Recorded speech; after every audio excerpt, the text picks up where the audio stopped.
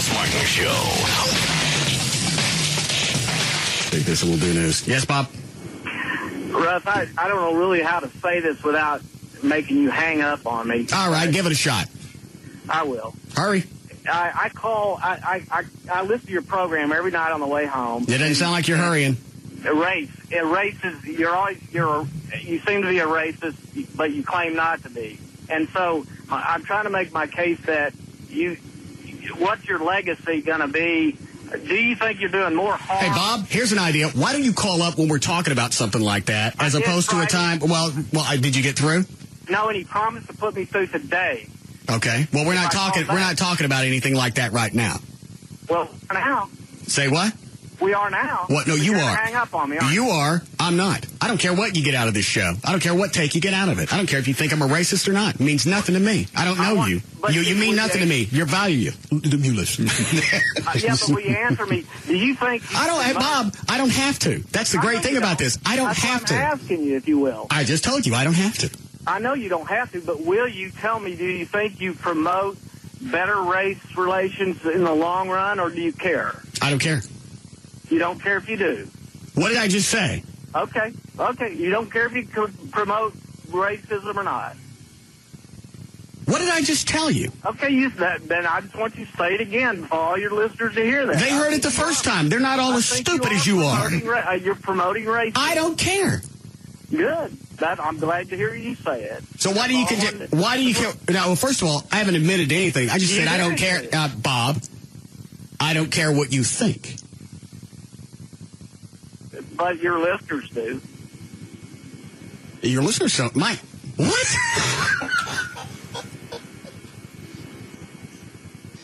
And I think it'll be interesting for them to finally hear you admit you don't care if you're promoting racism. I don't care. I don't care what. No, I don't care what you think, Bob. You're losing this one. You lost when you called.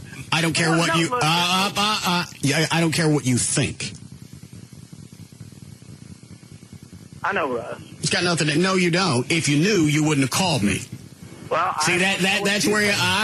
That's where you lose this argument too. If you really thought. I just told you. I don't care. Thank you. Then no more conversation. Thank you for telling me. Why do you keep listening if you don't like what you're getting? Well, I like everything else. I don't like the racism. I don't care. Well, and I just wanted to. I didn't. So you want me to adjust the show? Shut up. Okay. You want me to adjust the show so it's exactly the way that you want it? What do I tell all the other 500,000 people that want to do something different? Which one do I... Shut up! Which one do I go with? You got to go with the big audience. I go with what I want to do. That's why I don't care what you think. It's not about money anymore, is it for you, Russ? It never was about money. I'd do this job if it only paid $25,000 a year. Okay, then it's about what you want to promote in the long run. I'm not promoting anything. I'm talking. That's what we do every day. We talk. Okay. It's real life. But you have an impact on things, don't you? No. People understand this show means nothing. It's entertainment. If you try... Shut up! I'm tired of arguing with you. You get anything out of this show that you think is valid, you're an idiot. Really? Uh-huh.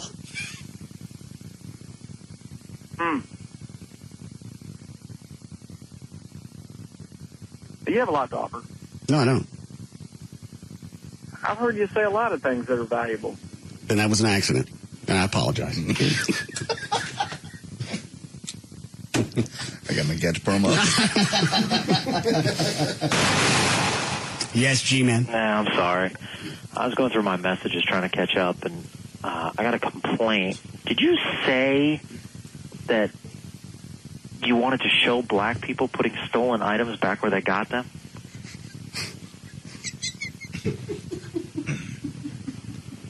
I hope I did.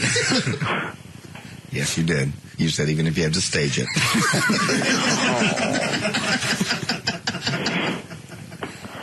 Oh, yeah, we were talking about a balanced newscast. Right, balanced. You're going to show a cop beating somebody, show another cop doing, an act of kindness. If you're going to show a bunch of black people looting, show some black people putting stuff back.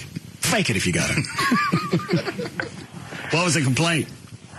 They just said that that's clearly a stereotype. Not putting it back.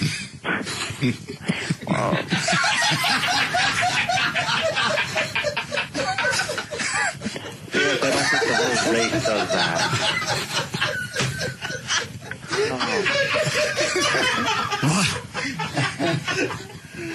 Oh, God. The Russ Martin Show.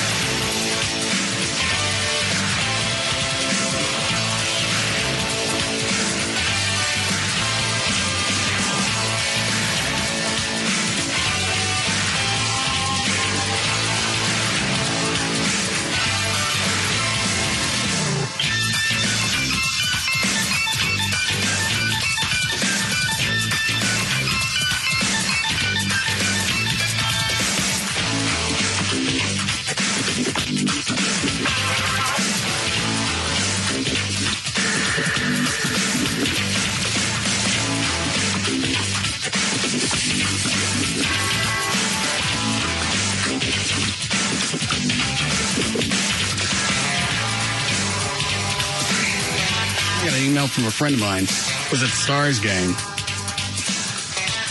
think he said he was sitting in front of Gavin. Okay. And on and off throughout the entire game. Why are you rolling your eyes? I just can't even imagine what happened. Gavin's bitching about working with me. Oh, I didn't see it going that way. Oh, really? Yeah. You remember Marty the Cop? Oh, sure. That's who it was. Had it just been a random listener? Yeah. You wouldn't believe it. Well, they're playing up the bit. They're trying to get, stirred up. Right. What was he saying? Did you get any details? How hard it was to work with me, how hard it was to be in the studio. Just a plethora of things that he doesn't enjoy. Well, in Gavin's defense. Yeah, I gotta go this way with him for a minute. Why? We took a dump on his head. Yes. No, we didn't. Okay, all right. And wait. Don't. It was called a plate job, and he declined the plate. But I still think the premise. I have audio. No, I swung back with Russ. He's right. He did decline the plate loudly and repeatedly. But you had Chloe. Gavin, you'll... yes, I will pull that. Thank you. I'm sorry about the Gavin. Better be. He got a close-up of Chloe's sphincter. Yeah. I think, he probably left here a bit frustrated, dejected, humiliated. But Chloe didn't drop on him. Well, but I think if your face is that close to another man's... I offered him a plate. I don't think... And it's glass, but it's sort of diffused. Opaque, yeah. I still think I would, anytime somebody gives me the option, especially with a plate job, a plate, no plate, I'm going to ask for the plate. And I'm sure in hindsight, Gavin wishes he had not made that no-plate comment. Yeah, I think he was trying to say no-plate job, but the job never came out. Well, then I'm misunderstood, and that's my fault. Don't. We should get a bigger glass plate, paint Roy Clark's face on it with a big hole where his mouth is. Do what with that? Well, then you have something to aim at. Sort of like a carnival game at that point. Yeah. So that's going to go through Roy's mouth onto the subject. Yeah. No. But you could get Amy to do a nice little glass etching. I thought you were. All right. I was right there with you. Yeah. Okay, so Plus, the wheel of punishment's got to be there for a reason. Gavin throws out a jackass comment. Even if I screw up, I've had to spin the wheel before. Yeah. He just got overzealous. Gonna roast us some ducks. Who won last night? The Ducks. Yeah. Well, guess they climbed out of the oven. Mm-hmm. What was the score? 2-1. Was it like a last-minute score? It was 1-1 going into the third, I believe.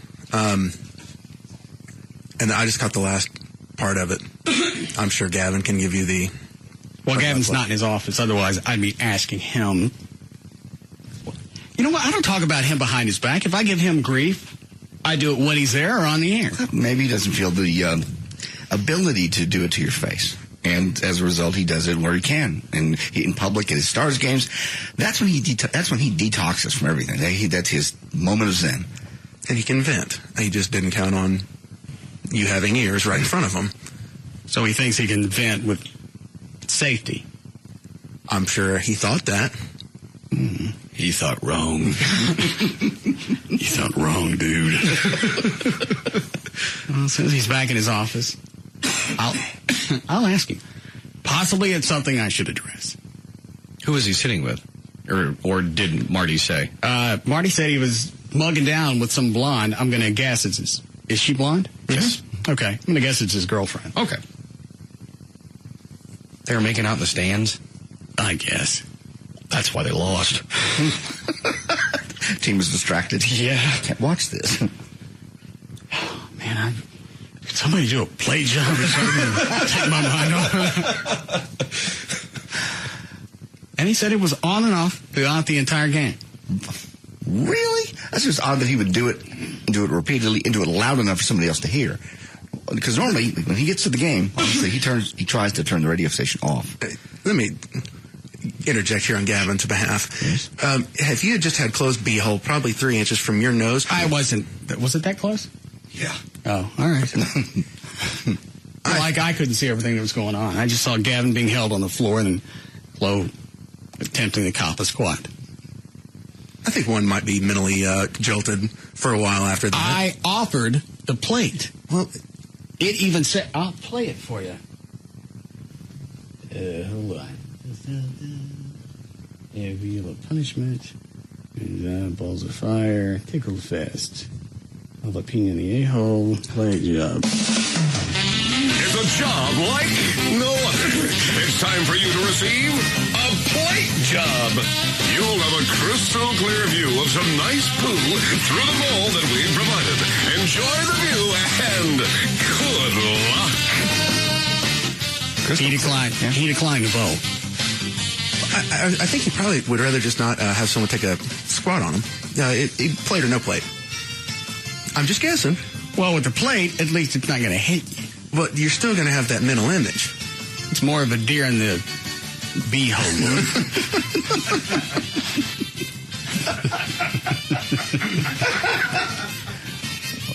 So I don't know why he turned up. Anything else he said besides that you're difficult to work with? No, that was the gist. Making out with her, hard to work with me, hard to work with me in the studio. Maybe I'll just stop talking to him, and that'll calm him down. Forever? Yeah. You'll never do that. You can't leave him alone. You won't let him quit. I didn't say I would leave him alone. Oh, you just quit talking to him. Yeah. Well, that's different. Okay. So one of us is going to act like you're emissary to Gavin. Okay. Gavin.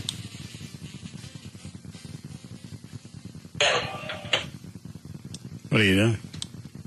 Working. How was the Stars game last night? We got robbed. Why is that? They screwed us. They called a penalty with like a minute 13 left.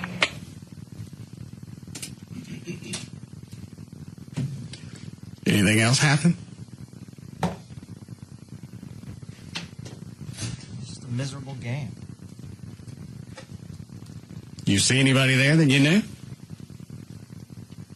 Yeah. Who? Well, I saw a listener that came up to me. He was cool. What do you look like?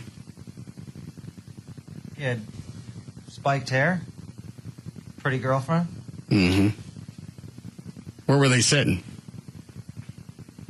They were sitting in 118. Is that right in front of you? Yeah. Mm. That was a friend of mine. Okay. Did you guys talk about me at all during the game? Yeah, we talked about the show. You and the listener, or you and your girlfriend? No, I wasn't with my girlfriend. I was with my friend. Male or female? Male. What color hair does he have? Gray? Were you mugging down on him? No. Were you making out with anybody else at the game? No. I think I've just become distracted. Yeah. There was a friend of mine who was there that said, A, you're mugging down with some blonde, and that you had unkind things to say about me. At this juncture, I don't care about me. Who's the blonde? Man. You're getting bad reports. This is a cop that told me. Almost. Not only a cop, chief of police for his department. Who's the blonde? There's no blonde. I cherish this show. I know you do. Who's the blonde? There's no blonde. Who was the blonde? There's no blonde. Gavin, you've already been outed. Who's the blonde? There was the guy next to me had gray hair. You better come up with a chick with this story, or it's gonna sounds like it's going to get worse. He's a professional observer, being a police officer and the chief. There were two girls right in front of me, and one of them was blonde. Were you making out with him? No. He said you're mugging down on some blonde. Oh, come on. I'm not making this up. Well, that's fine, and I know. All right, we'll come back to this. Maybe he took pictures. Possibly. Why did you decide to pick the Stars game to rag on me? How am I ragging on you? He said you don't like me. And you weren't talking to him. You were commenting throughout the entire game of not being able to work with me. You don't like me in the studio. No. So you're going to call him a liar. Yes. Because I'll get him on the phone. Get him on the phone. Don't scream at me. I don't talk bad about people. According to him, you did last night. That's fine. The only people I talked bad about was the referees. And me. I don't talk about you behind your back. If I have an issue with you, I always address it on the air, off the air. I don't understand why you feel the need to go out in public and trash me. I swear to God, I was not making out with some blonde. That would constitute cheating, which I've never done. And I wasn't talking bad about you. I talked to a listener in between periods, and they asked me, what it's like. And I said, it's a great show. And they said, is all that stuff real? And I said, yeah, I have medical records to prove it. And that's it? Yeah. They said they were at the white trash party and they had a good time. Maybe you talked to somebody other than Marty. What color was his hair? He had spiked hair. What color was it? It was blondish. No, that's not Marty. And you talked to somebody else, but Marty was sitting in front of you. I'll call him later. I'll get the whole story. I swear, Russ, man, why would I do that? Because you don't like me. If I were you, I wouldn't care for me either. He didn't deny it. Well, why would he deny it? If somebody gave him the option to change characters on this show, to take a different role, he'd jump on that in an instant. Oh, hell yeah. Not denying it. But you don't mind the ratings when they come in. I think the ratings are tremendous. And I've said on and off the record that you're the best host I've been around. Not last night, you didn't. Oh, my God. Man, I almost wish, because then I could admit it. Hold on a second. Is that Marty the cop? Anything you want to tell me before I take this call? I swear, put me on a lie detector. Hi, Marty.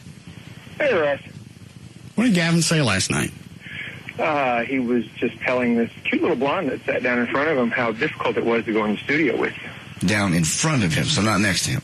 No, not next to him. He was with his normal guy that he's normally at the game with. Oh, I thought you said he was mugging down with a blonde. Oh, he was definitely doing some flirting. Oh. Yeah, I'm doing flirting. That's good. I'm doing flirting right in front of her boyfriend. Was her boyfriend there? I don't know. They were behind me. I could just hear most of it. Well, who was the chick he was hitting on? She was sitting directly behind me when she came and sat down. She was there for, I don't know, 15, 20 minutes. A complete stranger, and then Gavin's hitting on her.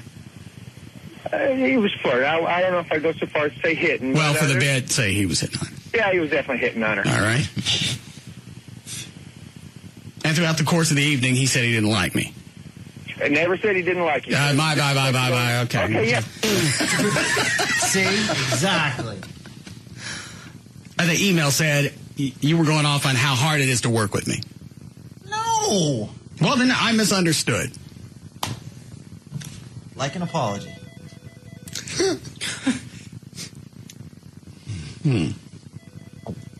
Maybe that's it on the phone. Yeah. No. It says Texas Motor Speedway. I don't see who it is. Maybe it's Eddie. Hello, it's Gavin. Apologize for this or not? I'm good. Can you hang on? Sounds like there's some truth to what was said. He's got the people and where they were down. Why would he lie? What's his motivation? Yeah, no apology.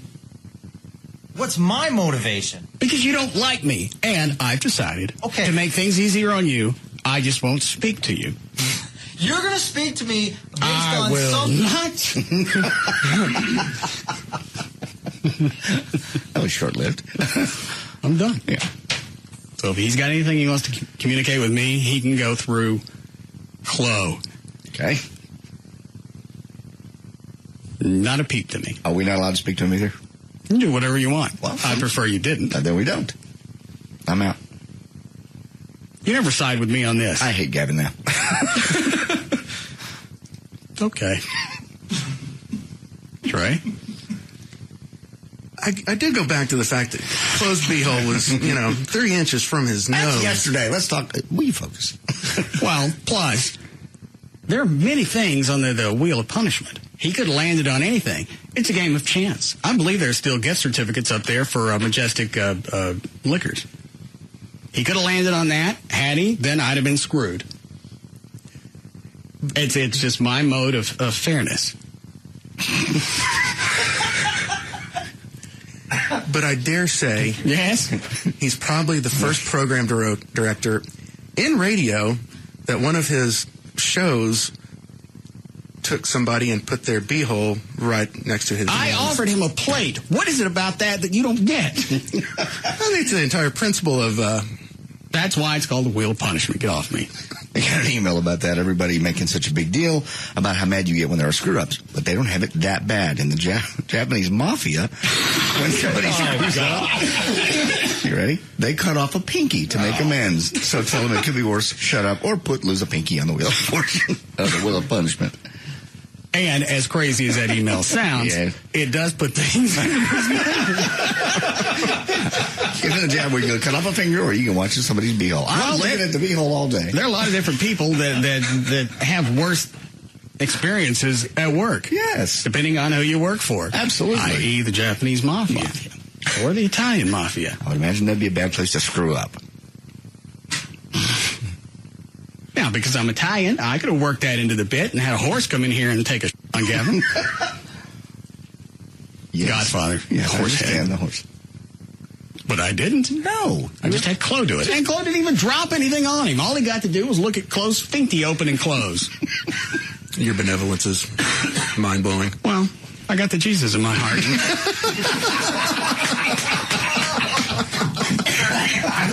That's not a promo.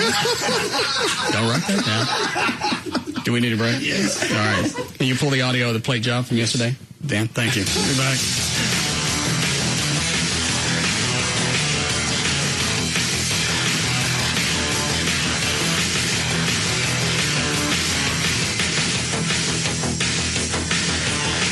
We'll be back to the Russ Martin Show.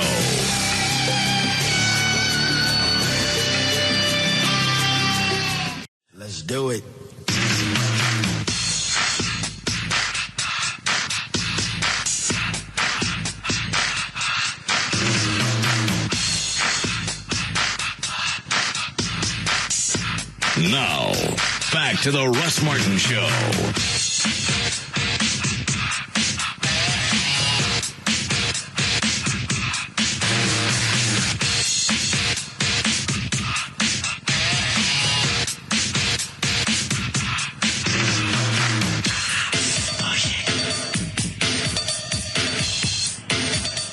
Hello, Gail. Hello, Russ. What do you got? It's on Davis Auto.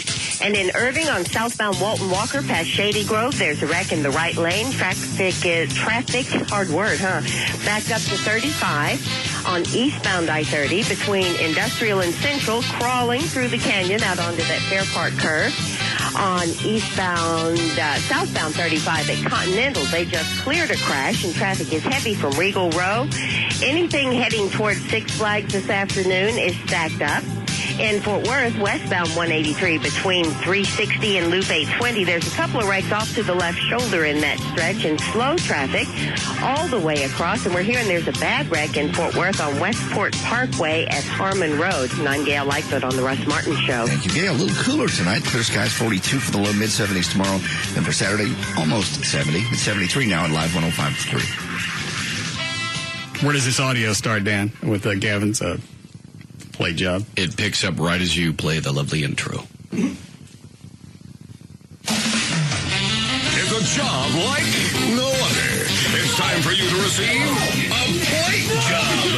You'll have a crystal clear view of some nice food. Pulling down on the floor. This is enjoy the view and good luck. What? I think he has it coming this time. I'm actually with you on this one. No! Hey, Chuck, would you hold the plate over his head? Don't play! Don't play! All right, he don't want the plate. There. You're in the clear on that one. I present Exhibit A, Your Honor. Twice he asked for no plate. Yeah. That's pretty emphatic. What? I think he has it coming this time. I'm actually with you on this one. No! Hey, Chuck, would you hold the plate over his head? Don't play! Don't play! All right, he don't want the plate. Bad choice, Kevin. No, he don't want the plate. He don't want the plate. Let him. No! Go ahead, No! Don't look. Oh, my God. Oh, my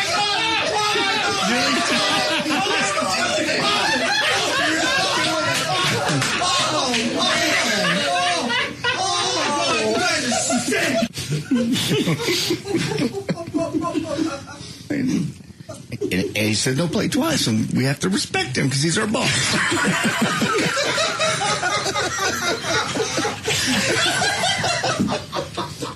Is that the angle we're going to take in court? A superior gave me a direct order. We had the plate. It was ready. Yes. For whatever reason, he decided to go bareback. Literally. How come you didn't get anything on him, Cliff? I was trying to there would not enough time. I had let a couple of air oofs out, but that's about all I got. Oh, my God.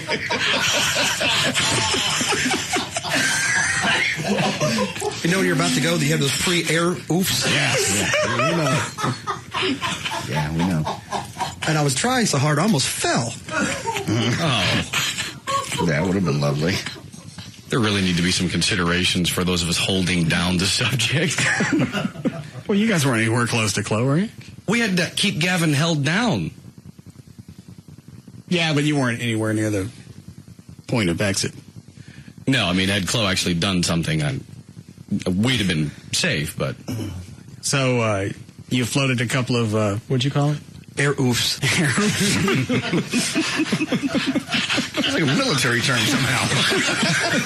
Scramble the air roofs. They'll never see this coming. It's like a little starfish pre-ejaculate.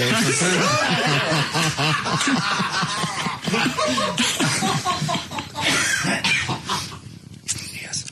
So you didn't even get a little pokey? I felt something coming, but I didn't really feel like it was going to be pokey. Oh. Eating a lot of whey protein lately. So.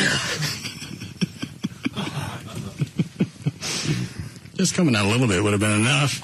Yeah, just the beginning. Well, yeah, and the anxiety, because then, Gavin's got to sit there and in his head just wait for it to hit him. God, God, just seeing it would freak him out. While clothes over him screaming, "I'm a puppy!" I'm a puppy? You're part of the tail hanging out. Yeah, I guess.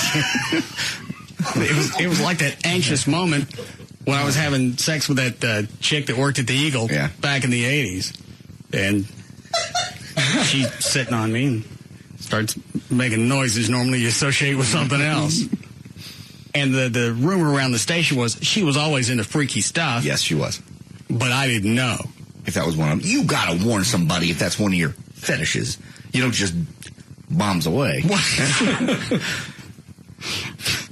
She didn't actually do anything. I know, but you didn't know that for a few She was just having her moment, and it sounded like it was another moment. She was going...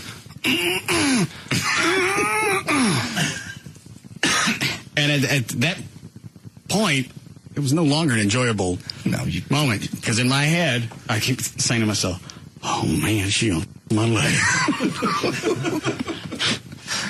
And it was just...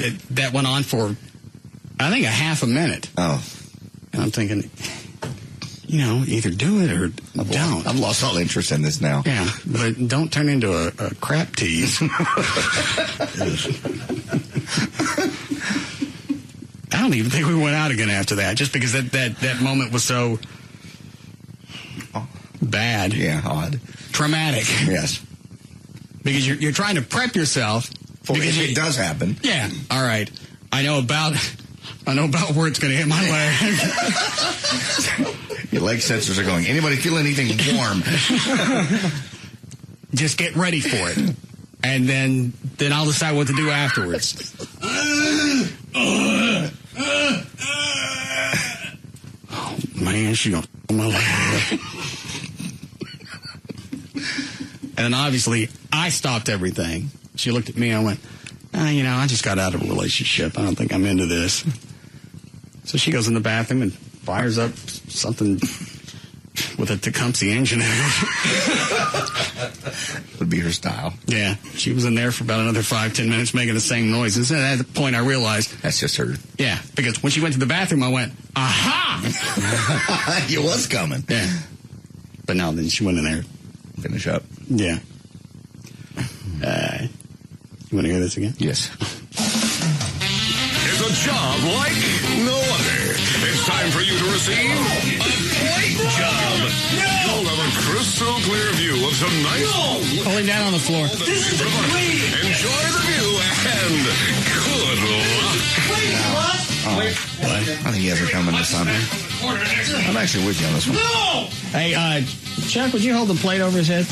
Don't play! Don't play! All right, he don't want the plate. Bad choice, Kevin. No, he don't want the plate. He don't want the plate. Let him. No!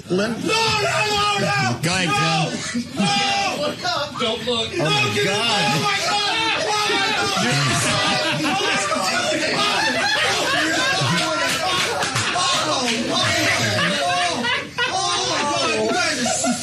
Oof.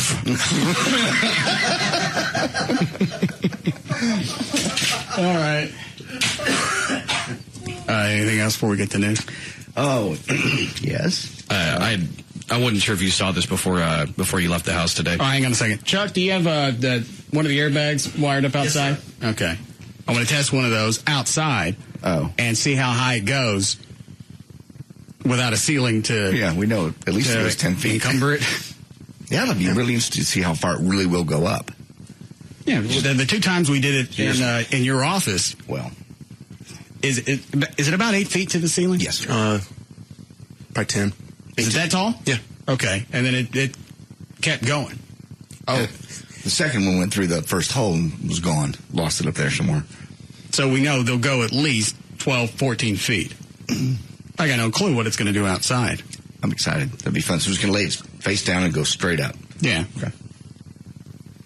I don't know how that wouldn't just snap people's necks. I know these are older airbags, and the newer ones aren't as powerful. But if you're coming forward in a collision, and the airbag's coming at you, I really don't know how there haven't been people paralyzed from those. There have been people. You won't, but you almost want to just disconnect it. No. I think at that moment, if it's the difference of hitting your face on the windshield or the steering wheel, like I did out here when my airbag didn't go off when I hit that guy in the rear. Your airbag didn't go? Did not. How fast were you going? I had slammed on the brakes, locked it up. I was probably still doing 15 to 20. Should have been enough to deploy it, wouldn't it? No? What's it got to be? I think it's got to be over like 25. Yeah. Because if it's too slow, then it will hurt you. Because I hit my head on the steering wheel that day. It was bleeding. Did you have a seatbelt on? Uh-huh. Oh, yeah. I did it one time. I got into a wreck one time, and the airbag deflated, was on its way to deflation before my head hit it. So you hit the steering wheel? No. I mean, I was only out for a nanosecond. Yeah. Only for a second, but I didn't hit the steering wheel at all. It just was still enough air in the bag for it to cushion me, but it wasn't like fully inflated. You know what I mean? It was on its way to deflation, hit it, and I was still enough. It was like soft. And I know it's not a concern, but as loud as those things are, to have that go off inside a car, I know how loud it was in your office. I think it's just probably at that moment, your body's in overload. It doesn't really matter how loud something is. You're having a car wreck. And none of that even registers. I wonder how old these bags are. What do we get? How many more did we get? 10, 15. Mm-hmm. Wow. Do we need to say where we got those? Or No. Are we not supposed to have them? I don't know if we're supposed to have them. We're not just supposed to say where we got them. Oh. Can we get more? Possibly, yes. Okay. Well, the older models, they're not going to put them back in cars. Is it illegal to buy airbags? I don't think it's illegal to buy them. I mean, it's illegal to put them back into vehicles if you're not certified. Oh, okay. Well, we're not doing that. We're safe from that. All right. What were you reading, Dan? I was going to ask did you hear the last day or so, the owner of Girls Gone Wild that offered the Spitzer's hooker, the Ashley Dupre, $1 million to be on Girls Gone Wild in the magazine and to go on the tour bus with him? Yeah. Well, it turned out she was already on Girls Gone Wild a few years back. She was on for an entire week, shot numerous things, including some girl-on-girl stuff, and was on their bus for an entire week. How long ago was this? This would be 5 years ago. Isn't she 21 now? She's 22. Oh. Now. But a lawyer for Ashley Alexander Dupre, now 22, told the Associated Press on Wednesday that she was 17 when the footage was filmed. Mm-hmm. Isn't the guy that shot all this, produced it, isn't he already in trouble for something else? He just got out, didn't he? Yeah, he just got out for, I think it was the tax evasion thing, but he's still having to go through stuff in Florida for some other stuff. Francis returned to California. Underage women video. Yeah, returned to California last week after being sentenced to time served and fines in Florida in a case involving the filming of underage girls. He still faces trial on federal tax evasion charges that carry a penalty of up to 10 years in prison. Well, but he's never been charged or convicted of anything of shooting these chicks, right? No, short of now. Short of now, right? Now, because I know there have been lawsuits. The girls, the videos came out. They didn't want anybody to see those.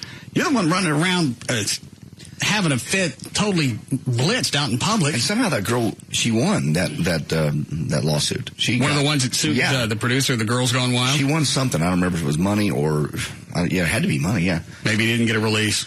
And her thing was, I was drunk, so I was really incapable of signing a contract. Okay, well, who got you drunk? I did, not the point. Not the point. I was drunk, and you knew I was drunk, and I was incapable of signing a contract. Now, was she outside when all this was going on? Because if it's outside, I don't even know if you got to get a release. You have no expectation of privacy if you eat clam outside. Yeah, I don't know. I have no idea. I didn't see the video. She was on the bus or outdoors. All right. Yeah, after hearing from Dupre's attorney, the company, Girls Gone Wild, said the video's internet release will be delayed. Girls Gone Wild founder Joe Francis originally reached out to her, offering the $1 million for her to appear in a non-nude spread for his company's new magazine and a chance to join the tour bus. But on Tuesday, Girls Gone Wild employees found the archive footage of her filmed in 2003, and then, of course, he retracted the original offer. Why? Because he's already got her on tape, so what's the point of giving her $1 million when he's already got it in his archives? But you're not really going to be able to use it anymore now that we found out that she was 17 when they taped it. That's my thinking, and so they're still trying to figure out what their next step is. But apparently in the state of Florida, nothing is lewd and lascivious with someone 17. You have to be 16 and under. Okay. And he shot all this in Florida? Yes. Yeah, well, screw her then. Wasn't there also another story that from Spitzer that his encounter with her wasn't just an isolated event? He went through with several prostitutes? Yes, I believe so. Which is what I said when he got popped. There's no way that they caught him the first time he decides he's going to have a prostitute meet him in Washington. Absolutely not. Did they say how many? The thing I read, I thought was at least there's been 5 different girls. How'd they find out? I think they're starting to go back and scour through his records and look at odd payments. And I'm sure at this point, he may be talking at the hope that they're going to cut him some slack. Well, you think he's fessing up to some of these? Yeah, because if they're going, no. If they're going after their big fish, They already know that there's a prostitution ring. You caught me with one. That should be plenty. You know it exists. You know they're taking money. You know the name of the place. You know their website. I really don't need to tell you anything else. It's my first day. You caught me. Amazing. You caught me the very first time. I tried to. I knew driving down there that this was a bad idea. I bet this is a sting. I'll turn around. And the one time I decided to keep going. You find the story yet, Dan? No. Out of curiosity, let's say a video of Amy surfaced from she was 19. Something like Girls Gone Wild. Showing her yams, running around crazy. Mm-hmm. Would you stay with her? No. Why not? Because she was out running around like a whore. She was young, stupid, made a mistake, got caught on camera. All right. Doesn't change who she is now. Yeah, it does. No, it doesn't. It does. How? It changes the perspective that I have of her. She always comes off as this straightforward, honest, not a slut, and certainly not a whore. This would have been 7-8 years ago. I don't care when it was. A youthful indiscretion. Still outside drunk showing your yams. And with these chicks, it's Girls Gone Wild. They're not just pulling their tops up. They're doing other things. I believe they're dining. Yeah, they are. A lot of them do. And she won't dine with me now with another chick. But if she was doing it 5-6 years ago, no. I don't think they all dine. Well, it's not very wild then. What if it was just flashing? On the beach, spring break, high school. No. You'd kick her to the curb? Yeah. Dancing with some chicks. Rubbing yams. I enjoy the story. But it doesn't change who she is. Do what? It doesn't change who she is now. Yeah, you're right. It doesn't change who she is. It changed who I thought she was. Why? Has been. Because I didn't think she was a whore. Doesn't make her a whore. Yeah, it does. I mean, do they ever pay these girls? The Girls Gone Wild? I don't have a clue. I know, obviously, they let her live on the bus for a week. I don't know if I'm sure they give her payment. something. Yeah. Whores.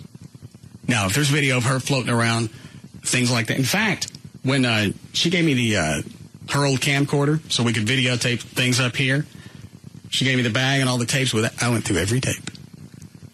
That probably took me days just to see what was on every one of them. Nothing was on any of them. No, I thought I was going to get close because there was some video footage of a motorcycle rally. Okay, all right, here it comes. Yeah, here's and somebody's holding the camera, and you can see a couple of chicks off in the distance doing something. All right,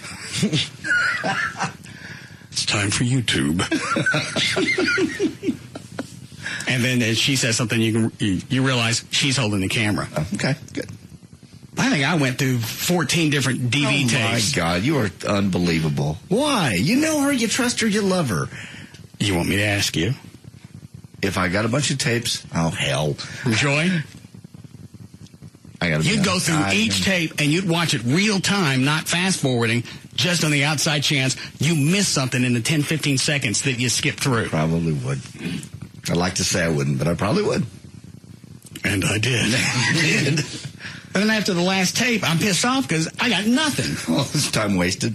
What are you pissed off about? Maybe I'll get some stuff of her with another chick. I'll just hang on to that when I need it. Yeah. No.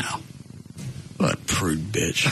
That's what you love about her. She's not a whore. Well, the question Trey asked is if she popped up on the Girls Gone Wild, yeah, she'd be out.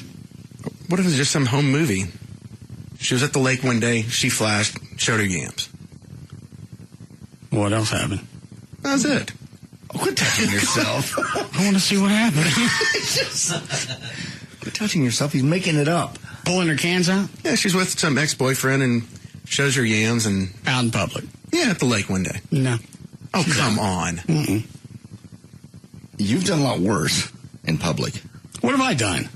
You've gotten action at certain venues. That was inside a tent. And nobody else was in that tent. It doesn't matter. It was just, what? Why did it matter? And it happened, and you did. Just because there's no video proof. That was a private moment between me and several different women. Yeah. But it was one at a time. Oh, that makes it okay. So she pleasured several different men one at a time in a tent. You're okay with that? No. Why? What's the difference? Because women that do that are whores. Okay. And guys that do that are... Well, we're just... I'm taking advantage of the moment. All right. Are you talking about the strip-off? Mm-hmm. Well, and I was doing that for charity. Thank you. Very nice. Take your bow. It was a charity event. Raising money for police and fire. I'm doing private dances inside the tent. Yes, you were. Some of them wanted to give some extra cash. And action. Well, you know what? I got to give to you because Everett didn't. The car didn't get any extra money for it. So I forgot what happened with Everett. I told you. Well, did we ever say this on the air? Can we take a break now and hit the delay 6 times? What happened with? Did we ever say this on the air? I don't think so. Let's don't. This was long before anybody he's currently with, by the way. All right. Whatever, dude. Nothing. Does anybody else know the story? What happened? Nothing. Dan? He was just out in the car with somebody, and I don't know what was going on. This was after the strip-off? Bible verses or something. They were was it somebody he met at the strip-off? He apparently dropped the Bible, and she was reaching down to the floor to get it. So he stick something in her ass? No. What happened? Did we not? I really don't want to say this. We didn't say this on the air. I can't remember, and I can't help you unless you tell me. No, but we're saying it on the air. Well, I believe this is okay. I believe this is not documented. All right. That possibly he met somebody at one of the strip-offs long before the person he's currently with, and they went out to the car and played around. That's all there is to the story. No, there's something else. No, really. Now you got too pale because you're sitting on something. That's all it is. I just didn't know if I'd ever said that on the air, but he went to the car with somebody. I did see him go to the car with somebody. And what'd they do? You obviously know because you locked up. I really don't know what they did. I'm not going to go over and look in the car in the dark in the parking lot. That's a little perverted. Hey, Everett, what you doing? Hey, Everett, you can eat all that? This coming from the same guy who got some hand action at Brumley's funeral? That was from my girlfriend. I'm not going to go into...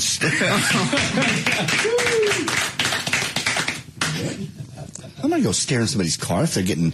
Or if they're not. Maybe they were Doesn't make any difference. Trey's right. We just... We had just walked out of the funeral home. Oh, Lord. And you were already in your truck. I walk up because you were still drinking at the time to see if you had any vodka, and Joy pops her head up like a gopher.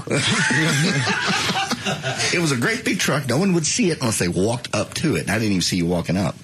What is it about a funeral that gives you a bone dog? Nothing. We were just sitting there. There was time, and we had just walked out of the funeral home. And we were waiting in line. I believe we were still waiting to go down to the graveside.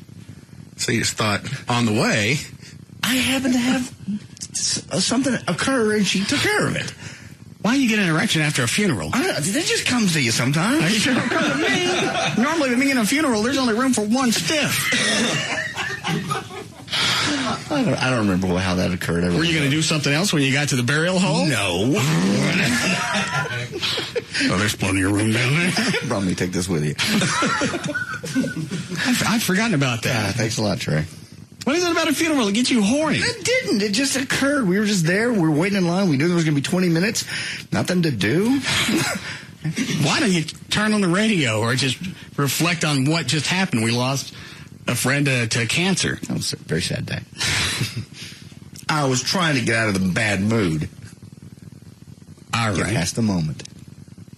He's screaming at me because I walked up on the truck. What are you doing? Well, stick up. Either get blinds or put a sign on the door that says, I'm getting a hand job. Put a tie on the door handle or something. Sorry, I didn't have time, really. Didn't think anybody was going to walk up. No, but I didn't see you coming. I almost did. Yeah, you did, actually. Do we need a break? All right, we'll be back.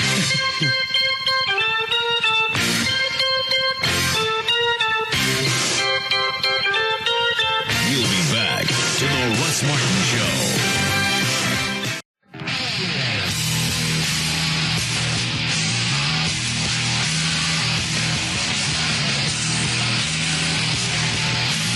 Now, back to the Russ Martin Show.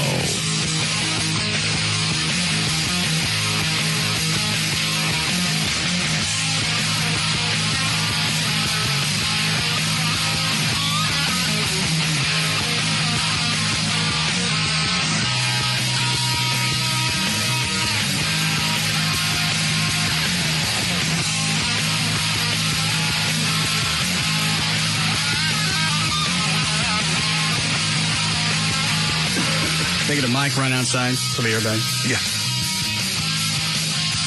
Hello, you want to go out there? Is Chuck already out there? Yes. Here, take the two-way.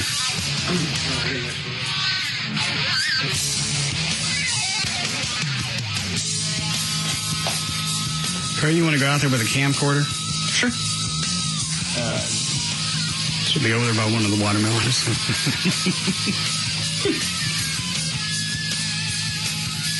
All right. Somebody take headphones.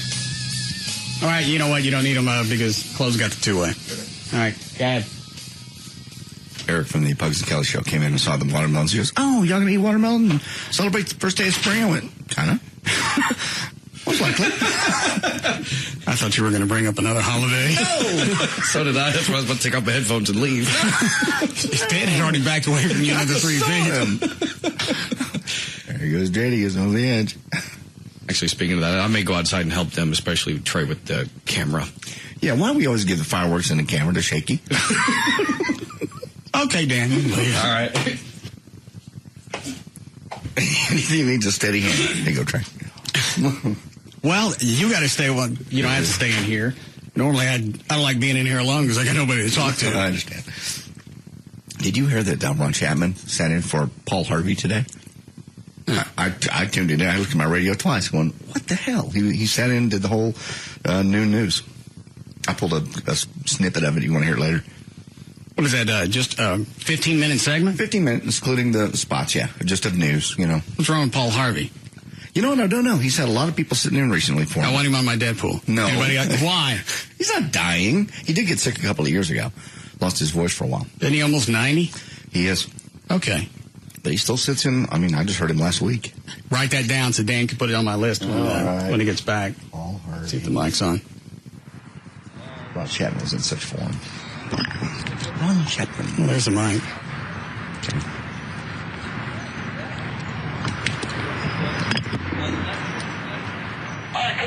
We're about 12 feet away. All right, let her rip. I've had experience, man. Don't worry about it.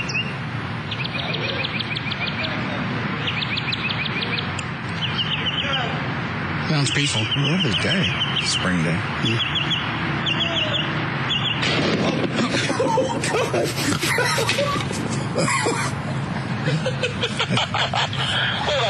What, 30 feet in the air? Yeah. Given the time from the explosion to the time it hit, it sounded like about 30 feet, probably. All the little birds. Well, they didn't say anything about hitting anybody's car. No, it sounded like it hit the pavement. Dude, you could hear it hit. I want to see the video. Where's the two-way? You guys can come back in. Happy little birds. Lovely day.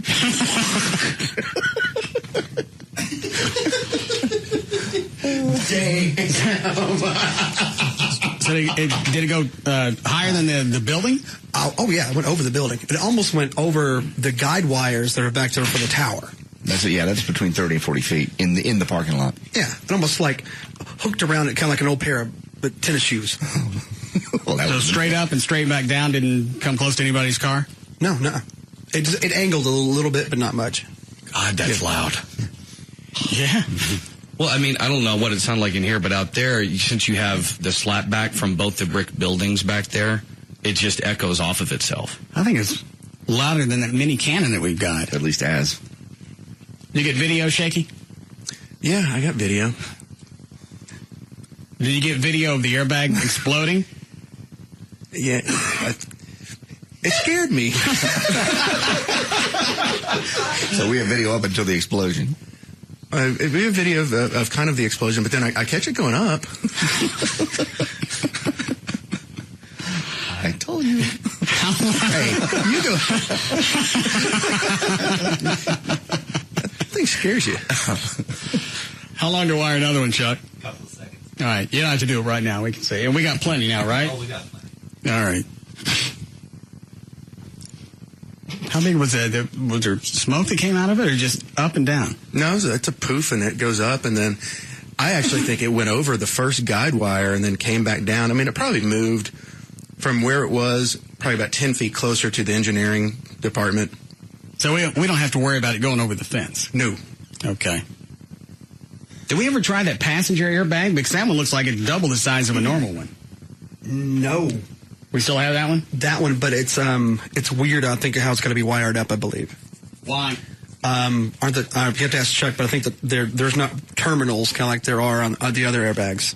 Can we do that one or no? We could do it. Can you wire a couple of them in sequence? I should give it a shot. All right. What are you going for? I don't know. We got plenty. Okay. We can stick the next one inside something. All right. During the break, Chloe, go through everybody's offices and look for something. All right. What were we doing before that? Did we get the news? No, we never No, started news. I was telling you about Ron Chapman's audio. If you care. Yeah. Where is it? Cut 32 on the news desk. Dan put Paul Harvey on my Deadpool list. Paul Harvey? Yeah. JD said a lot of people have been filling in for him. Thought he was already like 100. He's not. He's not 100. He's 90. He's coming close to 90. But I hear him. He doesn't sound decrepit. He still sounds strong, and he enunciates very well. Okay. What cut is Chapman? Oh, hell. 32. Now, Paul Harvey News. And for Paul Harvey, I'm Ron Chapman, and it's the first day of spring. And before you hurry out to inspect your crocus buds, here's something to think about. Researchers at Boston University... The crocus bud? No. Obviously, it's something that grows, but I don't know what a crocus is. I don't know. I know the band. I know how much of this Ron writes. It's very... Does it sound like Chapman wrote it? Because Yes, it does. that opening line sounds like something Chapman would have thrown out when he was doing mornings. Very much in this... As the sun gently rises over the horizon and warms Dallas-Fort Worth. Tickles. And we... as it tickles the skyscrapers in downtown Fort Worth. That's Chapman. Dances off the glass. And we check our crocus buds. You can tell he wrote some of this. I'll tell you one coming up here in a second. I know he wrote. I'm Ron Chapman, and it's the first day of spring. And before you hurry out to inspect your crocus buds, here's something to think about. Researchers at Boston University have inspected some old records. I'm not talking about 45s and 78s. These are old paper records, and they found this. Yeah, Chapman wrote this. The bushes at Walden Pond in Massachusetts are blooming a full week earlier than they did. How did he end up substituting for Paul Harvey? Because outside of Dallas-Fort Worth, nobody knows who Chapman is. Now, Paul has people occasionally that we wouldn't know. Right. I'm I guess friend of a friend. They said he called him up and he went, "Yes, I'd consider it an honor." In fact, what he said, benchmark of my career. How'd you know about that? They had a clip of it on KLLI. The governor of Missouri is seeking WBAP, my bad. Declaration in 70 counties. At least 13 people have died of flood-related causes. I'm very happy. Another sign of spring. He sounds so cheery. At least 35 people have died. Died? But it's spring, so does it really count? This week, the governor of Missouri is seeking a federal disaster declaration in 70 counties. At least 13 people have died of flood-related causes. Another sign of spring. Wildfire season.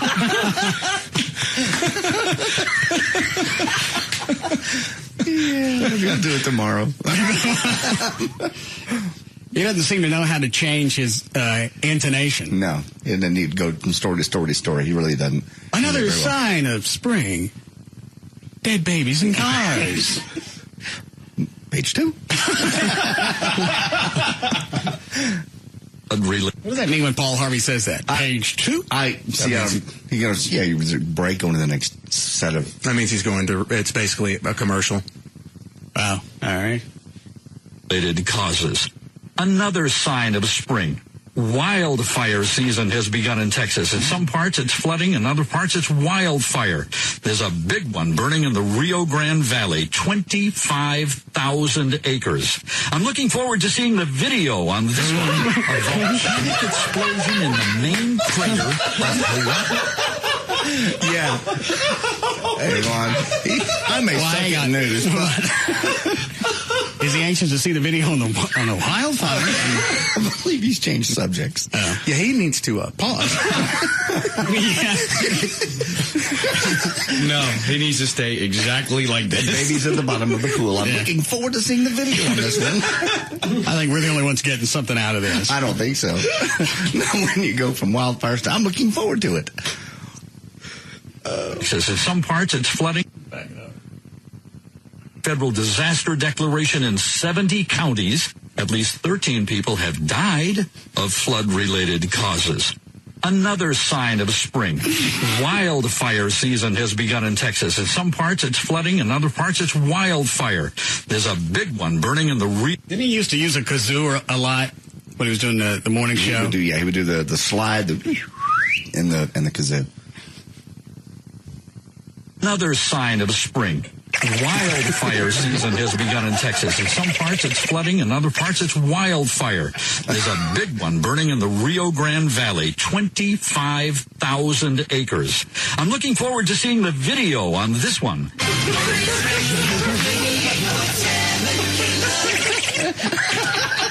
Good morning. It sounds like his typical morning delivery when he was on KLLI and KVIL. Yeah, but he didn't do news from story to story to story, obviously. Wow. Do I want to hear any more of this? It's just the same, and it goes on and on and on. I want to hear what else he's excited about. Okay. Yesterday, 4 minutes. crude oil prices took a serious tumble. That's the kind of a fall that causes a thud that just might be heard in the OPEC nations. Page 2. Well, that Visa IPO lived up to... Well, first of all, oil dropped $4 or $5 a barrel. They said that's been the biggest drop in 17 years. But it just went up 20 in the course of a day and a half. I'm sure OPEC's quite worried. Well, they're trying to sell it. Well, oil's down $5 a barrel. Biggest drop in almost 2 decades. But it made that jump to $105, $110 a barrel since the beginning of March. So I would put that kazoo down. You notice everything's so happy. Well, you just happy time. Well, and that Chapman never really addressed anything that was even borderline negative when he was doing mornings. And that was always his philosophy was everything's got to have a positive twist. It doesn't make any difference what it is. You're talking to the moms driving around in the minivans. They have bad things happening in their lives. They want to hear good stuff. People turn on the radio. They're looking for that companion that's going to put a little glee in their heart with wildfires. To its hype, Visa, the organization that issues all those credit cards, had an initial public stock offering on Wall Street and raised nearly $18 billion by selling shares to the public. Makes it the biggest IPO in history. Happened yesterday. Yesterday afternoon, a share of Visa was almost $60. Now, numbers like that tend to shake out after the initial rush, so today some settlement may occur. And by any more disasters on this? Because this is where it really shines. Yeah, everywhere it wants to be. The X Prize competition opens up today again. 60 teams from 9 countries competing to build a production-ready vehicle that gets 100 miles a gallon or more. So you have a punchline for this? Let me think. Hold on. I got to remember what it was. No, the end of the tape is his next punchline, and it's, at the end of Paul Harvey, his thing does, and, now for what it's worth, it's always his kicker. Right. But Chapman obviously picked this one. How far do I got to go to hear it? It's right about 3:30. 3:40. Is it worth jumping ahead? It's sad in a way. Well, then I must hear it. How long is this entire clip? 4 minutes. 4 or 5. Like that. We've explored cable channels that we never punched up before, and there are so many of them out there. The Discovery Channel, Am I close? Geographic, the History Channel. Well, this week's Nielsen ratings for cable are out. And what did we watch? Are you going to have to point at me when he hits it? No, you'll know it. Okay. Sadly. Discovery Channel, National Geographic, the History Channel. Well, this week's Nielsen ratings for cable are out. And what did we watch? Pro wrestling. For all of us at Paul Harvey News, I'm Ron Chapman. Happy spring and a good day. News and comment. Hang on, was that it? That was his punchline? That was his punchline. Wrestling. You didn't hear the big pause right before? I didn't realize that's what he was leading up to. That was it. Did you add in the extra pause? No, I did not. That was So he really built up that much. Yes. So, Yeah, if you're going to leave that big of a... Well, we don't. If you're going to have that much dead air, normally you want some kind of... I don't. But normally you want some kind of punchline. well, that's what Paul Harvey's famous for, is that last little kicker. It's always funny. That's because he's gasping for air. Paul Harvey doesn't always pause like Ron did. He pauses a lot because he's almost 90 and he's gasping for air. Oh, he's not. Chapman's doing it for his setup. Yeah. It's his big line. Is he supposed to fill in for him all week? That I don't know. I just heard it today and I went, gold. All right. I have it. We'll tape tomorrow and will. take all the extraneous crap out and just give me the disasters. Just the disasters. All right. How we doing, Chloe? Breaking 6. All right. You ready, Dan? What's the matter? Just listening to him saying, I can't wait to see the video of those wildfires. Maybe there's some babies in there. How you set? Yeah, yes. All right, 442, Dan O'Malley's here with news. Thank you, Russ. Thursday, March 20th, 2008. Birthdays today. Kathy Ireland turns 45. Holly Hunter turns 50. Spike Lee, 51. Jimmy Vaughn is 57. It's from the Fabulous Thunderbirds. William Hurt is 58. Bobby Orr turns 60. Pat Riley, 63. Coach of the really sucky Miami Heat. Jerry Reed from Smokey and the Bandit turns 71. Hal Linden from Barney Miller, 77. Carl Reiner, 86. And Fred Rogers would have been 80 today.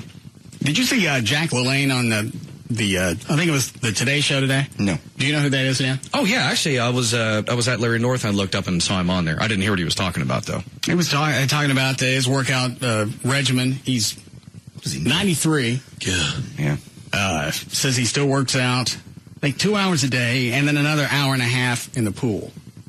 I'll be damned. And he looks like he's maybe 60? Yeah. I've seen him recently. I didn't see him today, but I'll be damned. That old man looks better than I do now. Wasn't it 5-6 years ago that he swam the English Channel dragging a 20, tanker? No, like 20 or more rowboats. He changed careers to a tugboat. Well, it was just something to prove that he could still do it at a certain age. I want to say it was his 80 or 85th birthday he did that. He swam some big channel with 20-plus rowboats behind him, and he yanked them all across.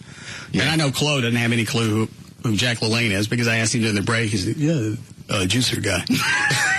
Well, he's partially right. Well, yeah, I think that back in the 90s when everybody had the big push on juicers, Yeah. Jack LaLanne got in the middle of it. He had one. But he's still I couldn't around. tell if he was pitching a book or he was just on there. Because they just talked about him, his health. Did his wife die? Was it LaLanne? I don't think she did. She may have. Hell, he's 93. That's very possible. Did you ever watch it back in the 60s? Oh, yeah. Oh, yeah, every day. My dad would get up and make us watch that. Well, he would exercise with Jack LaLanne. He exercised with him? Yeah. In our house, not on TV. Oh, I understand. And for some reason, I guess he thought somebody that was 7 years old wanted to get up and watch some old man breathe. I watched it, and I can't tell you why, really, to be honest. I never exercised along with him. Okay. All right. I'm just curious if anybody else saw it. I remember across the graphic at the bottom, when I glanced up, I want to say it said something about financial fitness. Who farted? Not me. Who farted? Who did one of the oofs? Hello? Was not me, I swear. Chuck. Well, it didn't just open the door and come in. Nobody else smells that. I don't smell anything. All right. Jack LaLanne on what? I think the graphic mentioned something about financial fitness. Yeah. Now, maybe we have him on. You want to talk to him? Why not? I'm really curious. What? Didn't we try to get him on the TV show once? I don't remember. I know we didn't do it, but I thought I tried somewhere. I'll go call her people. I know, but God dang it, in his website. I still remember his website. It's probably jacklelane.com. That's it. Okay. Well, I'm just saying. I just remember trying to get him on. I can't remember why. What he was pushing. Talking about for the TV show? Yeah, back in the TV show days. Well, the internet wasn't around then, so I don't know why you remember his website. I just can't remember. I know trying to get him on, though. It was shortly after. Okay, all right. Richard Simmons on. Just I'll get him on. Yeah, Richard Simmons didn't like us. Didn't like you. Gee, I can't imagine why. What'd you do? Just asking questions about his tape. He asked if we'd seen the tape, and Russ pulled it out of the case and held it up to the light. He goes, yeah, I'm looking at it right now. He was pissy through that entire interview. He was not. Richard Simmons and pissy don't even go together. Yeah, it does. Pissy chick. Oh, he was pissy chick. Yes, he was. I see if you can get Jack LaLanne. Go ahead, Dan. Okay. Democratic presidential candidate Hillary Clinton has moved into a significant lead over Barack Obama among Democratic voters. This, according to a new Gallup poll. The March 14th or 18th national survey of 1,209 Democratic and Democratic-leaning voters gave Clinton a 49% to 42% edge over Obama. The poll was a snapshot of current popular feeling, but Clinton trails Obama in the state-by-state contest, which began in January to select the nominee to face presumptive Republican nominee John McCain in the November election to succeed President George W. Bush. And these polls will shift again after we get past the whole Reverend Wright debacle. I still don't get why anybody would change their opinion of Obama on any of this. He didn't say it. Did you hear the chicks on The View? No. I have the audio. The chicks on The View. Well, let me look. Where is that? Hold on a second here. Just tell me what they're saying, and I'll tell you if I want to hear it. 34. Basically, now I've lost her name. The hot chick. The only one on there. Hasselbeck. Thank you. She's saying basically you can't go to a church for that many years and have it not affect you. You can't go to a church that leans that way and say you don't know. You just can't do it. It does affect you. If you're around that long, it will taint you. She's the only one that would say that. All the rest of them go, oh, I can't imagine how this would have changed the polls. Well, the only videos that we've seen of Wright's sermons are recent, like the last 3 or 4 years, right? I'm sorry, your mic's off. What? Yeah, well, the GD America, I think, goes back to 2003. So 4 or 5 years. Yeah. Okay, well, did Obama say when he kind of bailed on the church, didn't have time to go? Until he went to Washington, he's always been there. So that's been how long? Since 2004. Okay. Well, maybe there was a chance that this stuff didn't come up. I can't think as adamant as Reverend Wright is about the white people running the country and cheating America, that, yeah, that would sneak up in the last 3 or 4 years. Still, make any difference to me. Well, it doesn't. And I'm white, and if anybody was going to be offended, I would. I wasn't offended by it. I'm just surprised. That again, I go back to the same thing. The only people that are making this thing racial at all are black ministers. All right. What cut is the Hasselbeck thing? It's 34. He's going to be on The View, by the way, next Friday. That's why. Obama or Reverend Wright? Excuse me, Obama. Are we doing club? But the question is, should he be tainted by the Reverend's words? Mm-hmm. That is really the discussion. When he has denounced it, and other people have denounced many things that their campaigns have said. But he has attended this church for 20 years. This is where I have the problem. He just recently decided to denounce his statements when it's been 20 years of sitting there listening. If you do push-ups for 20 years straight, are you going to... She gets on my nerves now, and she didn't when Rosie was on there.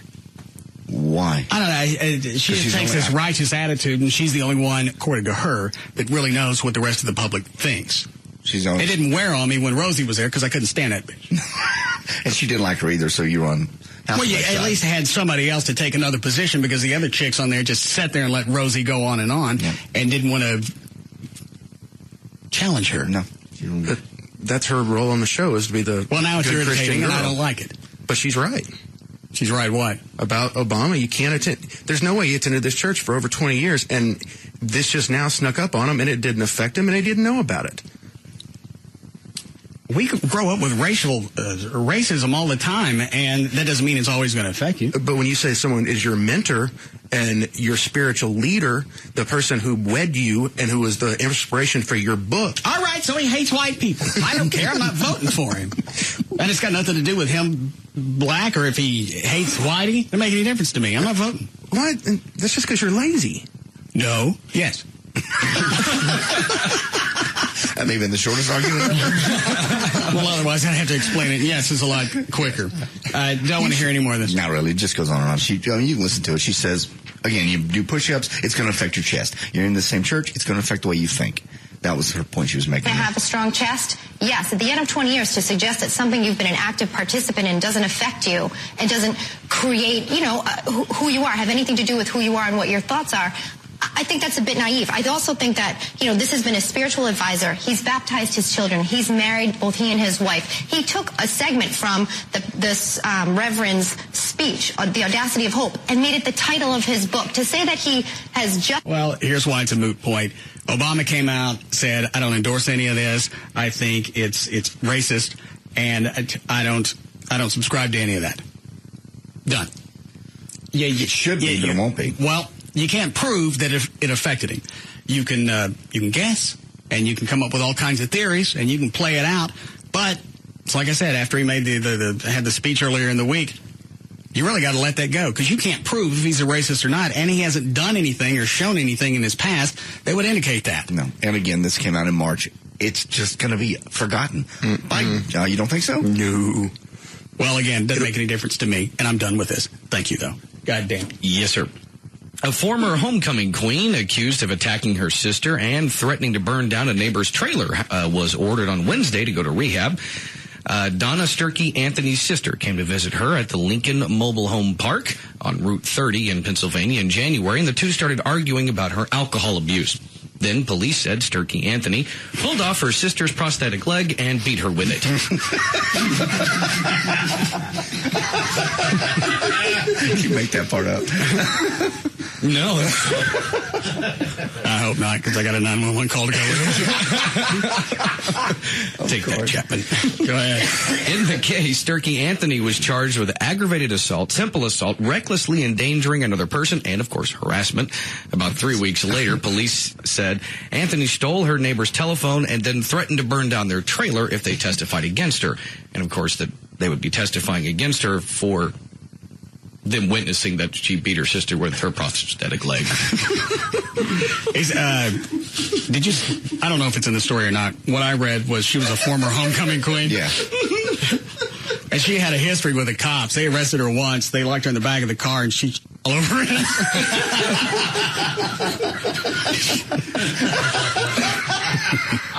I didn't have time to get that in the 911 call.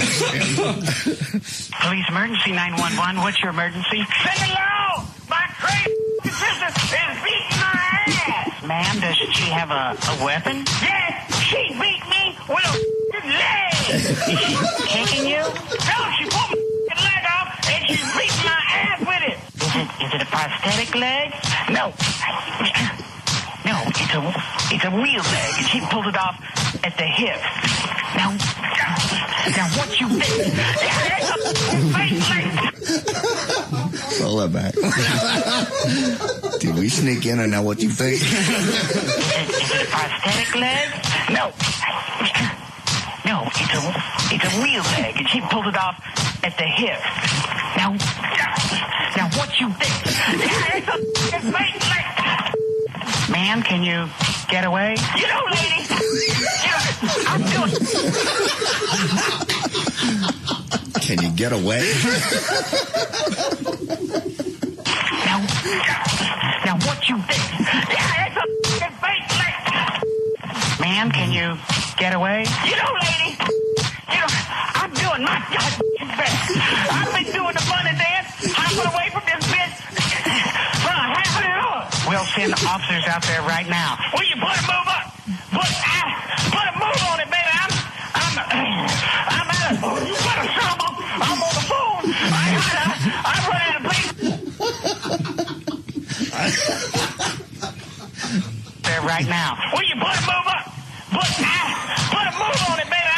I'm at it. Put a trouble. I'm on the phone. I run out of places to hop.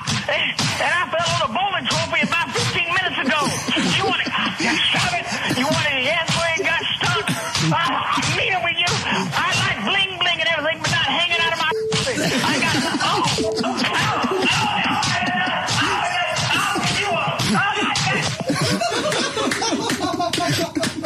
Very nice. Where the bowling trophy gets stuck? Roll it back, I think. She's in the bling bling and all. I'm on the phone. I run out of places to hop. And I fell on a bowling trophy about 15 minutes ago. You want it? Stop it. You want it? Yes, where it got stuck. I'm meeting with you. I like bling bling and everything, but not hanging out of my Yeah. I got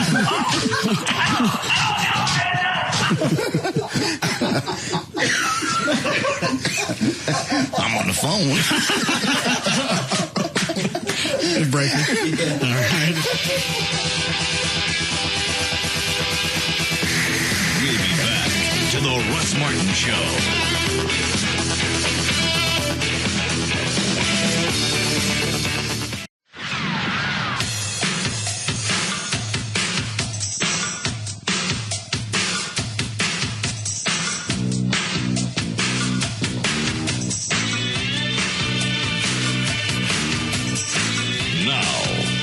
To the Russ Martin Show.